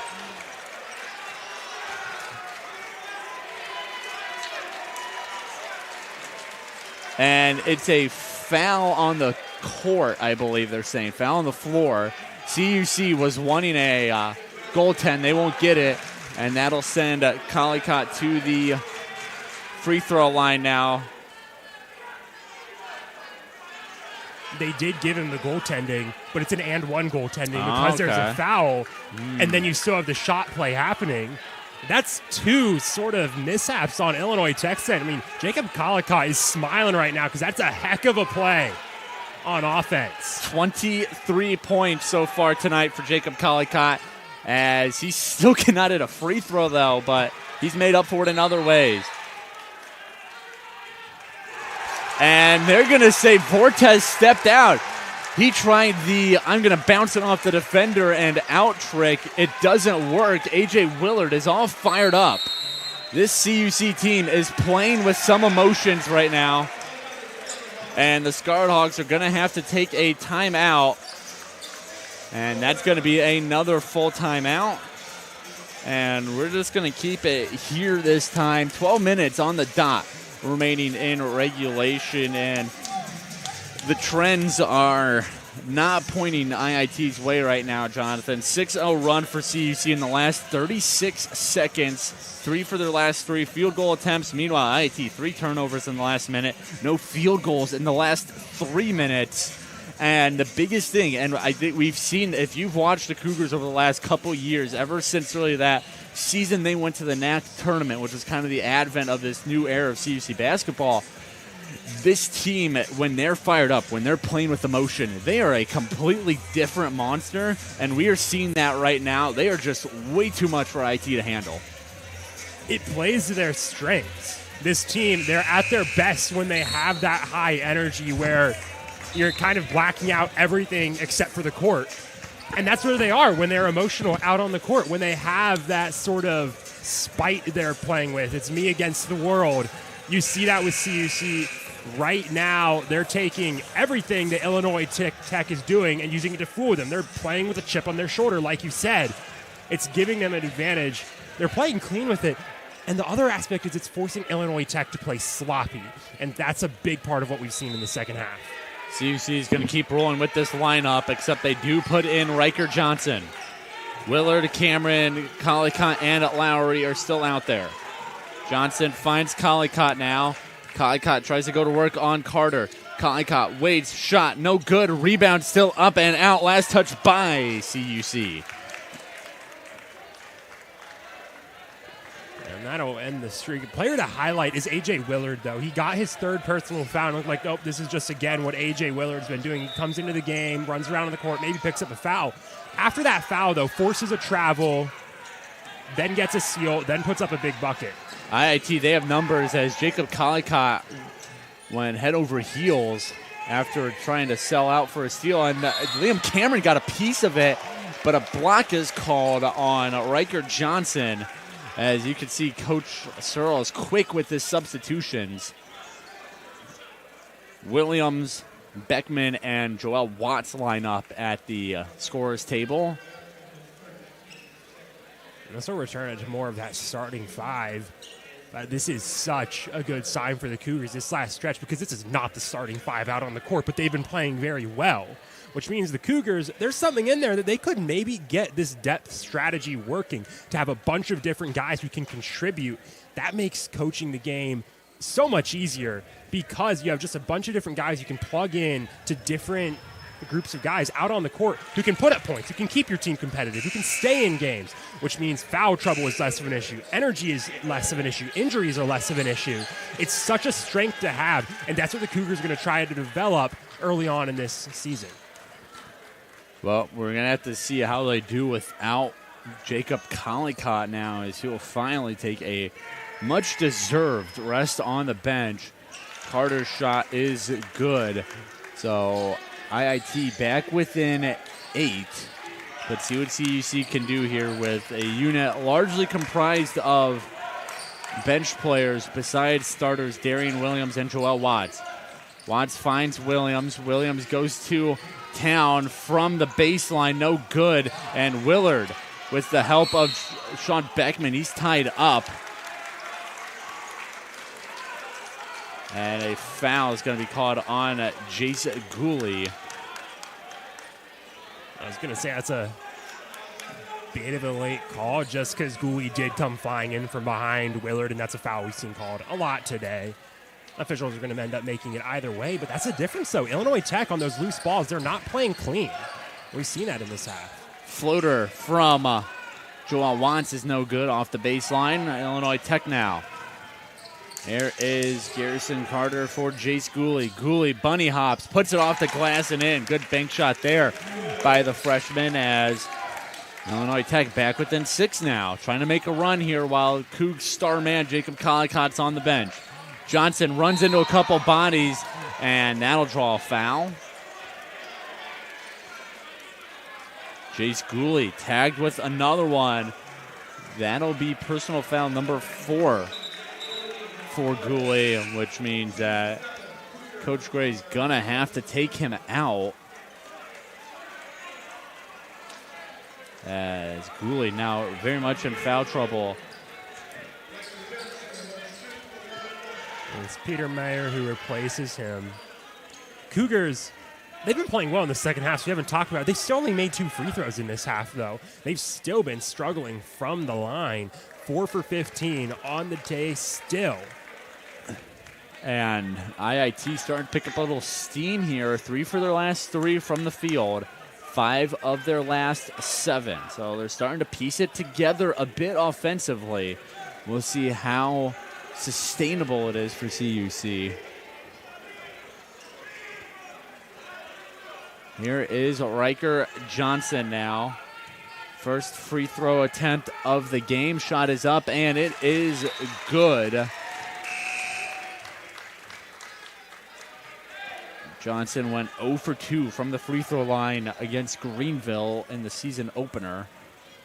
So there is his first free throw make as a collegiate athlete. His second one is up and good as well. CUC ups their lead back to 8, as Johnson will now check out for Holder Maldonado. CUC, again, full court press. Jacob Collicott back in as well for the Cougs. Good ball movement by IAT, trying to break the press. Here's Biazzi, jump, no good. Ball loose, CUC with it. Williams now leaves it for Holder Maldonado, who finds Watts. Williams will try his hand at a 3 off the front of the iron. Vortez pushing pace here, as he's going to go for it himself, and he gets a tough basket and one on top of it. And that's, Williams is going to be biting himself for that foul, and justifiably so. Vortez had him beat. Vortez managed to split the defenders, create a gap up the middle, too much hesitation on defense from the Cougars, and then Williams still tries to go up for that big block swat at it. It doesn't really come close to making contact with the ball. Ends up hitting Vortez's chest on the fly up.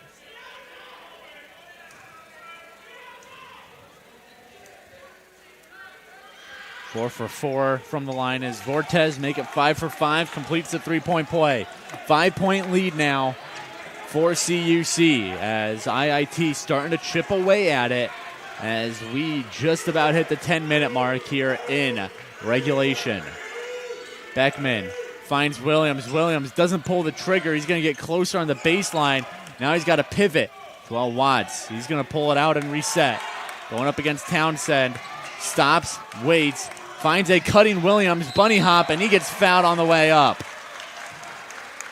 Smart foul there, drawn by Darian Williams. As he'll go to the line for 2. It's just opportunity creation. The Cougars couldn't create a shot on that possession, just wasn't able to find a lapse in the defense. So you create that opportunity by putting yourself in a situation where you can get fouled.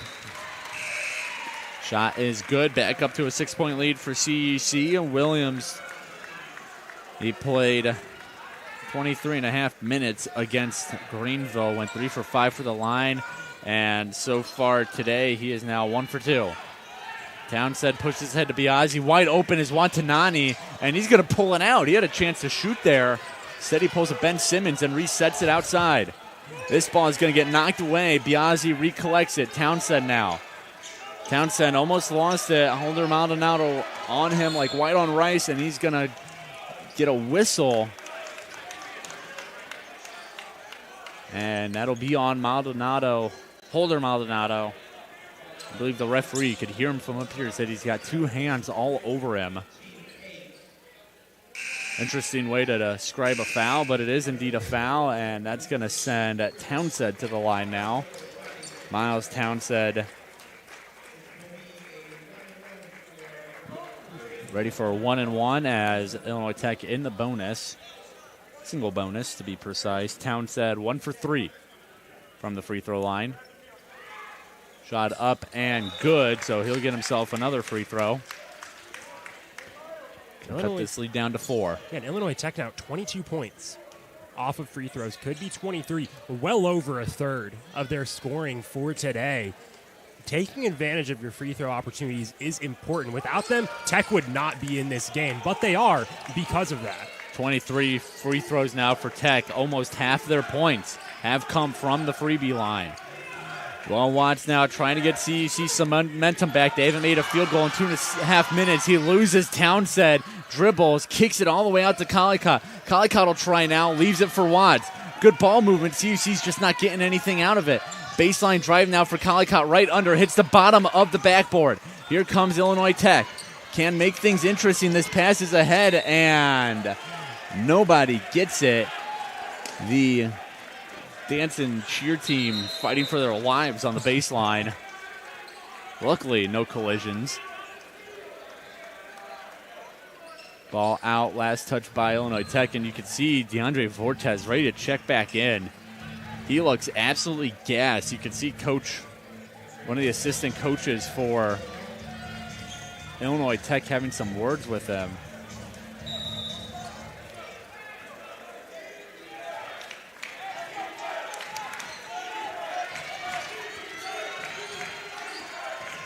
Joel Watts forward. Jacob Collicott finds Holder Maldonado.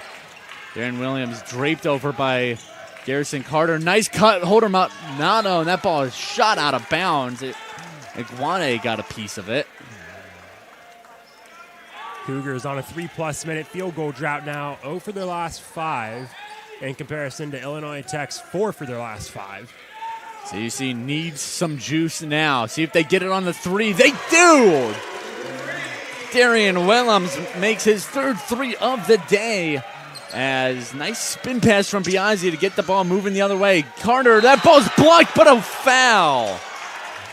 Jacob Collicott flying out of nowhere almost got another highlight reel play.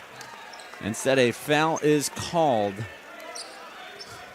And it is not on Collicott. It's on Carter Langendorf, his 3rd. So he's officially in foul watch. As you can see, this Illinois Tech team, they're all talking to their coaches right now while Garrison Carter takes a free throw. They look absolutely dogged out there. I mean, it's been a high-energy half, especially recently. Both teams starting to play a bit sloppy, and it's showing on Tech side. It's showing on the Cougars side, too. These players also showing signs of fatigue. CUC, I wouldn't say as much. Remember, CUC just played Greenville, who is one of the fastest-paced teams in the entire nation. So CUC, this isn't anything new to them. They're just coming off a game. They're a faster-paced team in general than IIT. And we'll have to see how exactly that plays out in the final 8.5 here. Yet IIT not as willing to go as deep into their bench as the Cougars are, as we've seen almost every Cougar dressed tonight, while IIT has plenty of red warm-up shirts still being worn at the end of their bench. Here is Joel Watts matched up against Townsend. Pushes him off. No foul. Referee let him play 3-ball. Yes, sir! Joel Watts said, you're going to give me it. I'm going to take it. Might have pushed off, but like Jordan in the championship game, they don't call it. It's a good 3. CUC moving up ahead. Joel Watts now. He leaves a lob for Cameron, who cannot finish it. Now ball up ahead for Garrison Carter. Carter spins around 2 defenders and gets it to fall. Athletic finish from Garrison Carter. Something you've seen from Liam Cameron in his time as a Cougar is a struggle to use his size to advantage. You saw that again there. He gets the ball high, but then he brings it down and goes behind the hoop, taking away the opportunity to score. Here is Willard for Collicott. Collicott pulls up top of the key. Yes, sir, drains it. Give me the sriracha sauce, Jacob Collicott. CUC up by 9. Collicott picks it off. Oh, my goodness, Collicott. Oh, he went for the one-handed jam. He can't get it to fall, draws a foul. But Jacob Collicott looks like Jalen Johnson with the pickoff. Just not able to finish. What a, I think, broken Geisman Gymnasium if he hit that tomahawk. He got a bit greedy, but, you know, he's allowed to do that. You just make a big steal. You just hit the 3. He's done everything tonight. Why not go for the dunk? And now he really has done everything as he hits his first free throw of the night. So forget the 26 points, the stellar defense. We got that free throw out of the way. Now we can really see Jacob Collicott cut loose. Second free throw up and good. Collicott overcomes the free throw woes. CUC's lead up to 11 now. And Joel Watts coming up from behind Townsend. Vortez, he's going to take a corner 3 off the side of the backboard. Playoff P strikes again. Here comes Liam Cameron, blocked by Biazzi. That was a great block by number 10. But the Cougars see if they can get it back. Liam Cameron lets a man go over him and still can't get to finish. Another chance, and Liam Cameron finally gets one to fall, as it is a 13-point lead. Townsend feeds Biazzi. Finds Carter. Carter, short air ball chance, rain from the crowd. Here comes Darian Williams. Williams lays it in off the glass, and that's going to be a timeout.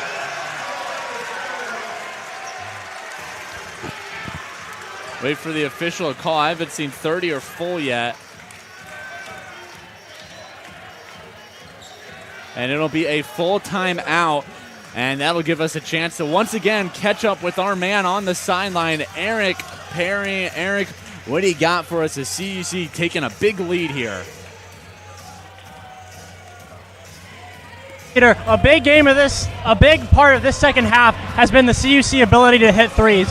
They went, last game against Greenville, they were 2 for 16. This time, they're shooting 50%. They're 9 for 18.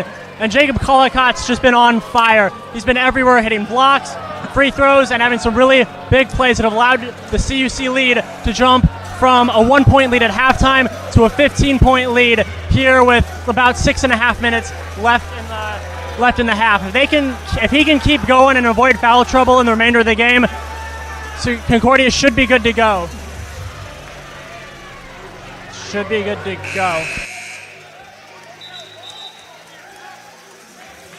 Thanks again to sideline reporter Eric Perry. And yeah, Eric brings up a good point. Tell me how many times you've seen this in a stat book, Jonathan. 3-point field goal percentage for CUC, 50%. Free throw percentage, 42.9%. They've made as many threes as they have free throws. all evening. That is an oddity I don't think I've ever seen at any level of the game, besides maybe very early in a game. Never this deep into a match, but CUC, they're thriving because of it, or despite of it, depending on how you look at it. Here's Townsend now. Feeds it, corner, Gooley, 3, no. Rebound is a foul on Townsend and knocks down Joel Watts. And that'll send Watts to the line. 2 shots coming up as CUC in the double bonus. And I don't think we always appreciate or give Joel Watts, the recognition that he needs for his ability to go up against bigger players. I mean, yes, one-on-one with players his height, like we've seen with Watanabe, who does just check in fact. Like, Joel Watts is an absolute monster defensively, but even when he's going up against bigger players like the 5'11 Townsend, it's really no challenge for Joel Watts. If he doesn't get a play on it, he usually draws a foul on it. Yeah, and it's something that, I've always liked to describe. It's a bit of that Chihuahua mentality. Smallest dog in the fight, but it's somehow consistently undaunted. It's going to go at a Great Dane, St. Bernard, anything, just because, it's going to go for it. It doesn't care about the size. It just cares about going for it, putting in that effort. That's Joel Watts out on the court. Foot taller than him, doesn't matter. He's going for the rebound, going for the layup. Excellent use of the dog analogy, Jonathan. I love to hear it, as we'll see what the Cats of the Cougars can do on the court now against these Hawks. Vortez for Carter, Garrison Carter. Ball up to the top. Here's Vortez. Takes a long 3. No good. Off course. Hits the backboard. Here come the Cougs now. No look pass. Joel Watts wide. Open 3 off the back of the iron. Rebound Kenton Pryor. Joel Watts has it right in the same spot. I don't think he's going to take it. No, he's just going to go for a drive. Slips it out. A.J. Willard. He'll try his hand at a 3, and he will drain a 3. Joel Watts got the entirety of the defense crashing the paint with that drive. Willard wasn't even the only open Cougar on the perimeter. Well, he got the call, and he answered. Iguade not able to finish. Tried to go with a little hook shot. As here is Joel Watts now. Watts for Collicott. Collicott wide open 3, and no good. Rebound by Iguade. Illinois Tech, you can tell they're tired. They're slow to get to the perimeter. They're slow to close down on those 3-pointers. They are currently trailing by 19 points. This was a 4-point game not that long ago in this half. As here's a 3, and Carter will hit a 3. See if this starts something. I mean, you got 4.5 minutes now. The clock is officially your enemy. If you are the Scarlet Hawks, you have to start putting points on the board. You got to start getting some takeaways here. As Joel Watts going to work on Watanabe again. Stops, and that'll be a foul. That's on Watanabe. That is foul number 4 for the Texas native. This is exactly the situation the Cougars wanted to be in, though. Be up big, put up those big shots, and continually put them up consistently so that you force Illinois Tech to play from behind, to play that chasing basketball where they have to play fast or else they're just going to keep falling behind. And they're starting to hit their free throws. That's the big thing as well. 2 for 10 from the free throw line in the first. This second half, right now, they are currently 9 for 14 and make that 10 for 15. So they are hitting their free throws at a much more normal pace in this second half. And that has led to an 18-point lead here late into the game. Biazzi goes to work. Collicott gets a piece of it. Not a vicious block, but it gets the job done. Here is Garrison Carter. Handoff to Vortez. Vortez now driving, leaves it to no one except Jacob Collicott.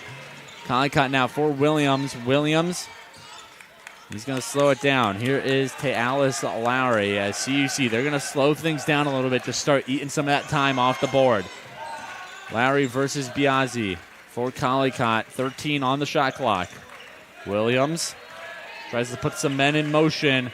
Gets a screen from Aaron Brown. Good screen shot from Williams, just short. Scarlet Hawks trying to push it. Vortez going up, hits the backboard, but that'll draw a foul.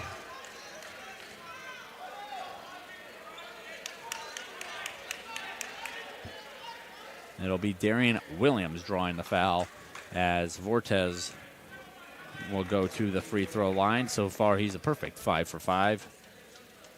See what he can do here on his 6th and 7th attempts of the night. Number 6 is good. DeAndre Vortez, 11 points in the first half. He's now got 10. Garrison Carter's also come to life in this second half. 10 points in the first. He's now got 12. But other than those two, Jonathan, it's kind of the same story we saw in IIT's last game, the loss to Carthage, of you have those top 2, top 3 guys who are scoring the ball really well. Garrison Carter with 22, DeAndre Vortez with 21. Besides their 2, no one else has more than 5. It's just such a top-heavy team at this point in time. They're not able to be sufficient throughout the whole game. And that third piece from the first 2 games, Joshua Aguade, he's struggled to use his size to his advantage tonight. The Cougars have effectively limited the 6'10" big man. Well, he uses his size on defense. Shot clock rings. Does it count? It does. They're going to say Lowry got it off just in time, as that adds insult to injury. 80-62, our score as Walsh goes up. Oh my gosh, no soup for you, says Jacob Collicott. I don't think he didn't even have a running start. He just levitated from a standstill and still got the block. Lowry now. Crosses up Walsh. Has to stop. Finds Brown. Back to Lowry. Lowry dribbles through the paint. Corner 3 for Williams. Drains it. Darian Williams has been drinking the hot sauce all night long. And they're going to say there's a 2, actually. I believe that's what the referee was saying. Darian Williams had his foot just on the line then. Still an impressive shot from Darian Williams. He's been a sharpshooter all evening for CUC. 6 for 13 from the field, 3 for 6 from three-point land. 16 points for the fourth-year man out of Garland, Texas. Illinois Tech, they are not playing with the pace you would assume they would. They might be starting to throw the towel in a little bit as Garrison Carter will draw a foul. You want to talk about your dynamic duos of the night. One of those might just be Garrison Carter in the free throw line. 22 points on the night, 13 of those coming from the stripe. He has made very, very good use of drawing fouls and converting on those opportunities. Well, and if you look at the box score from CUC from their Greenville game, Jacob Collicott kind of in a similar situation. He had 30 points, 16 for 16 at the free throw line. Over half his points came from freebies. So, Collicott kind of in the same vicinity that game. Tonight, a very different story. 28 points for Collicott, 2 for 7 from the free throw line as he's got his team up by 18.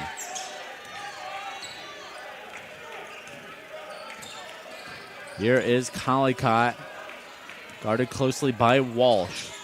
Ball now for Joel Watts. Watts guarded very far out by Townsend as Watts will just take it to the house. Joel Watts basically went untouched once he beat Townsend. No help defense for the Scarlet Hawks. Yeah, just a wide open lane again. Tech is struggling to move on defense. Vortez's shot no good. Collicott the rebound. Briefly tripped up by Gooley. But CUC controls it now as Coach Searle starts to get the bench warmed up. Here is Joel Watts and whistle now. And they're going to get a stoppage.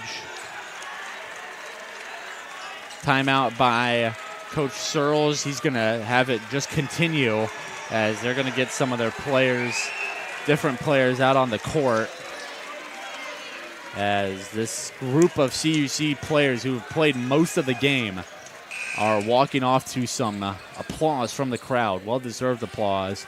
Out on the court, we see the return of Honore Young-Guao, but then the introduction tonight of Jordan Lacey. He has the ball now. A little pump fake pass. Isn't able to fall. Reagan Morrison, first time into the game. Passes out to... As here's Young-Guao, gets it nothing, and a hard foul on Jordan Lacey. Sam Hillman wearing number 21. He's listed as number 31 on the roster. Meanwhile, wearing number 31 is the man listed as number 21, Javen Reed. So a little switch up of the 21-31 jersey. Javen Reed, interesting story, actually making his return to Geisman as Jordan Lacey, a bad miss. Yeah, Javen Reed started his collegiate career at Concordia, Chicago, transferred to the Massachusetts School of Liberal Arts, and then this year transferring back to River Forest to play for the Cougars again. As Jordan Lacey gets a big applause after his made free throw.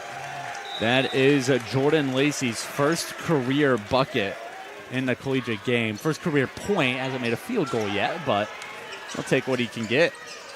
IIT starting to play some of their bench pieces as well, as we are at 33 seconds remaining. There's a three for number 15. That is Joshua Joyner, as Honore Young-Guao with the ball now.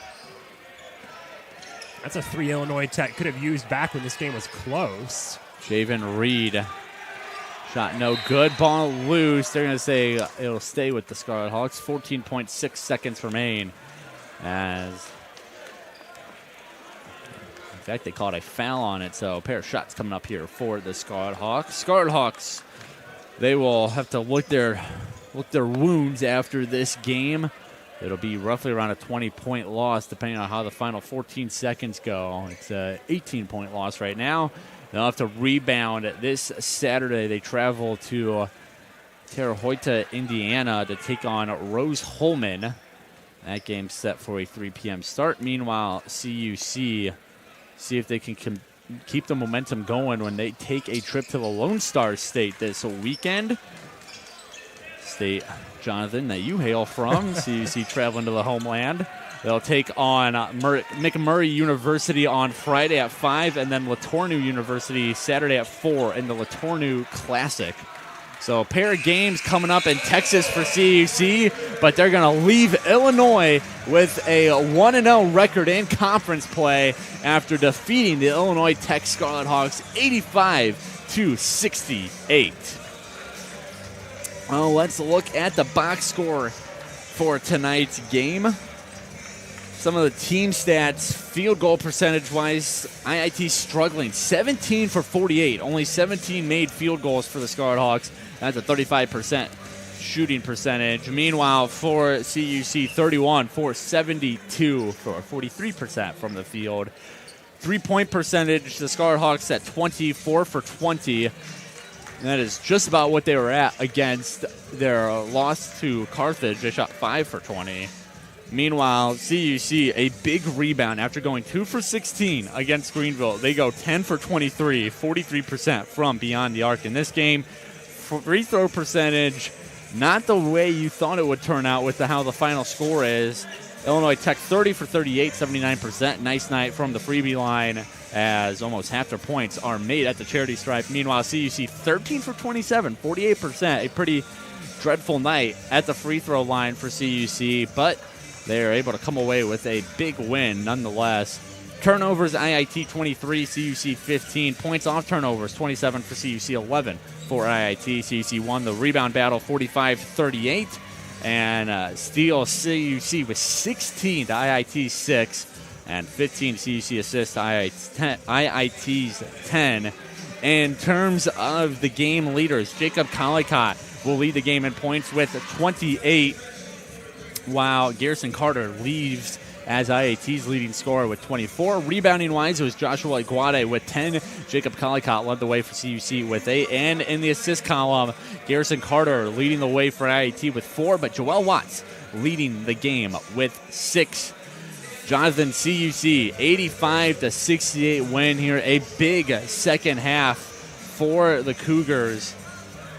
And let's just kind of get your final thoughts here tonight as CUC comes away with a conference win in their first try against a NAC opponent this season.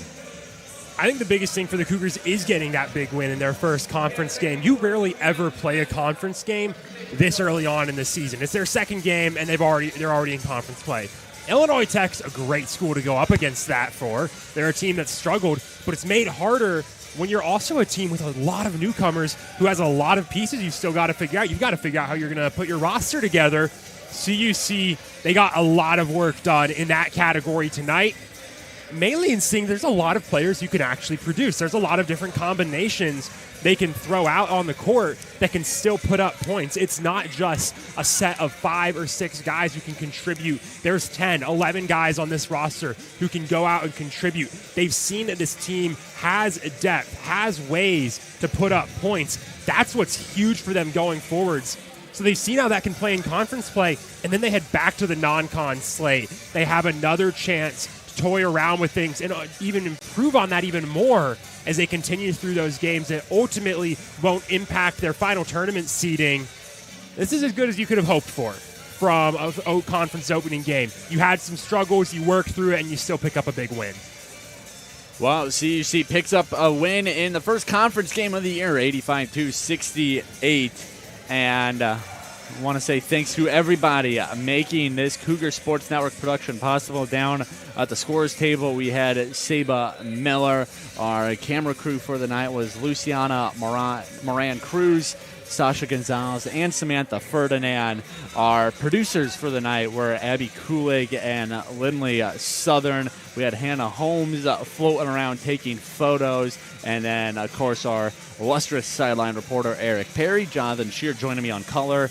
I think I got everyone. Got a big crew working tonight, making the dream work. As always, we're under the direction of our graduate assistant, Sydney Lloyd, our assistant sports information director, Corey Welch, and our sports information director, Kayla McLeod. But don't go anywhere just yet. We got a post-game interview coming up for you. We'll be joined by head coach of the Cougars, Rashawn Searles, as well as the star of the night for CUC, Jacob Collicott. We're going to have those two for you in just a second on the Cougar Sports Network. One more time, CUC downs Illinois Institute of Technology 85-68. Back in action this Friday against McMurray State at the Latourneau Classic, a 5 p.m. start time. Coverage can be found at our website, cucougars.com. But don't go anywhere just yet. Post-game interview with Coach Searles and Jacob Collicott coming up shortly.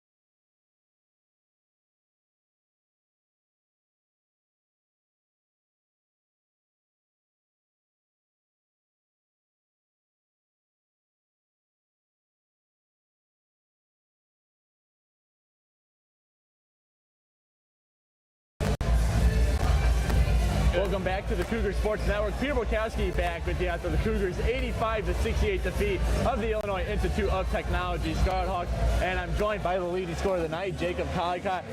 Jacob, another fantastic game under your belt. And let's start with the team as a whole before we get to what you did. But, you know, going into half, this was a 2-point game. You guys kind of struggled a bit, only 33 points on the board. What was said in that halftime locker room that kind of got you guys, kind of lit a fire under you guys? You came out and you looked like a completely different team that second half. Yeah, coach was really talking about transition offense and defense. So we were just planning on getting up and making them, speed them up, and also pushing the ball in transition to get into our spots. We hit a lot of threes in the second half because we were in the right spots. Right. And something else, I think we just started off slow because we had that 9-day break, and we were just a little out of shape. So I think that first win really kicked in the second half. Right. And as for you, you had a good first half, but you really came alive in that second half in terms of not just scoring, but you were getting blocks. You finished with 3 blocks on the night. You were doing everything. What was kind of going through your mind going to that second half? Did you kind of have that conscious, I got to flip a switch here, or did you just get more comfortable? Yeah, I think that second win that hit me kind of helped me because first half I was a little winded, but I really think it was like, I'm the veteran of the team. Right. I got the most experience, so it's my time to step up. So, and the other players trust me, and we all know our roles, so that's my role, is to control the game and control the tempo. And somebody that helps me a lot is Joel Watts. He really pushes the tempo with me, and getting out on breaks and stuff like that really helps me get out in transition and make hard buckets, because that's where we live. We live in transition, getting tough buckets and the 5-on-0. For sure. And now I'm kind of your chance to be a leader here. You guys are traveling to Texas in a couple of days, taking to the Laternu Classic. Yep. What do you want to say to your guys right now to kind of get them ready? You got a big emotional, conference win here against IIT early in the season. What do you guys need to do tomorrow, Thursday, Friday before the game to get ready for that first game against McMurray? Well, I think a lot of players after wins, they get a little too up. I think we all just need to stay calm, rest tonight, get hydrated, eat the right stuff, and focus on this next team. Not focus on, everything in the past, but really focus on these teams coming up. So really just taking care of our bodies, rehabbing, and getting ready for this plane ride at 3 a.m. that we got. So really just preparing for this trip. That's right. Well, Jacob, thanks for joining me. I appreciate it. Hey, heck of a game, man. Good win against IIT. Don't go anywhere yet, though. We're going to switch out our interviewee. Coach Searles will be joining us in just a second.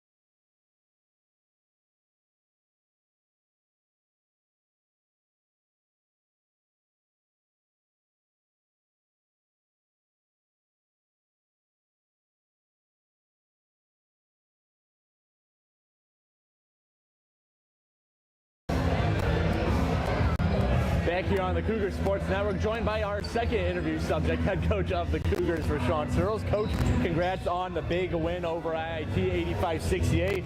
And we kind of talked about this in our Coaches Weekly this past week, but you're playing a conference team in the second game of the year. How big is that to get that first conference win in just game number 2 of the season? It's huge, especially being able to start 1-0, whereas opposed to last year, we started with a loss and had to kind of gain ground later down the road. It gives us an edge, because half of the teams are going to start with 1 win, half are going to start with 1 loss. So it's good to be in that top half. And I think it'd be good for our guys to get that confidence. As you've seen that first half of that game, our guys looked a little unsettled, but when they finally calmed down and got comfortable, you've seen what we can be as a team. So I thought it was a really good win. So what kind of was the story with the halftime break? Like you said, you guys looked a little out of sorts that first half, only up by 2 against IIT. You came out, you blew them out of the water, picked up almost a 20-point win. Just what was the main shift between how you guys were playing the first 20 versus the final 20 of the game? I just told them you got to calm down, just be free, play together, be comfortable. You know, I think that the guys just really, first home game, you know, a big crowd. I think the guys are really just, you know, a little rattled. And once they finally calmed down, we were able to play our style of basketball. Really didn't have to make too many adjustments. We knew the game plan coming in. We knew the IIT would be physical and, you know, would come with it in the first half. So we just had to weather the storm. But that was pretty much the main talking point, was just, you know, settle in and be calm. Right. Well, you guys get ready for a trip to the Lone Star State now, heading to Texas this weekend. But over the next couple days before you guys fly out there, leading up to that game against McMurray, what do you want this squad to be doing? You know, you got the big conference win over IIT. What needs to happen between now and tip-off against McMurray so you guys can keep this momentum going into the weekend? One, we got to make free throws. So we got to talk about, you know, getting in fundamentals. Yeah. And then 2, just communication. It was just a lot of simple errors that we could fix, just talking. Even like we're got 2 guys going for a rebound. Yeah. You know, instead of saying I got the ball. Just those little type things. Because when we go play McMurray and Laterno, they're older teams. So, you know, they're going to capitalize on those mistakes. So, you know, it's something that we can build on. But I think going down and just be ready to take care of your body, because it's going to be a lot of games back to back. Right. Also be physical, making free throws, and just talk and communicate. As long as we're all on the same page, we can be fine. We can make mistakes, but we'll be able to correct them. For sure. Well, one more time, CUC takes down the Illinois Tech Scarlet Hawks 85-68 here in Geisman to pick up the first conference win of the year. They head down to Texas this upcoming weekend for the Laterno Classic. They'll play McMurray on Friday at 5 p.m. Coverage can, of course, be found at our website, cucougars.com. Coach Soros, thanks for joining me here in the postgame, and congrats on the first conference win of the year, and good luck this weekend in Texas. But until next time, this is Peter Borkowski signing off of the Cougar Sports Network, and wanting to say, as always, go Cougs! Go Cougs!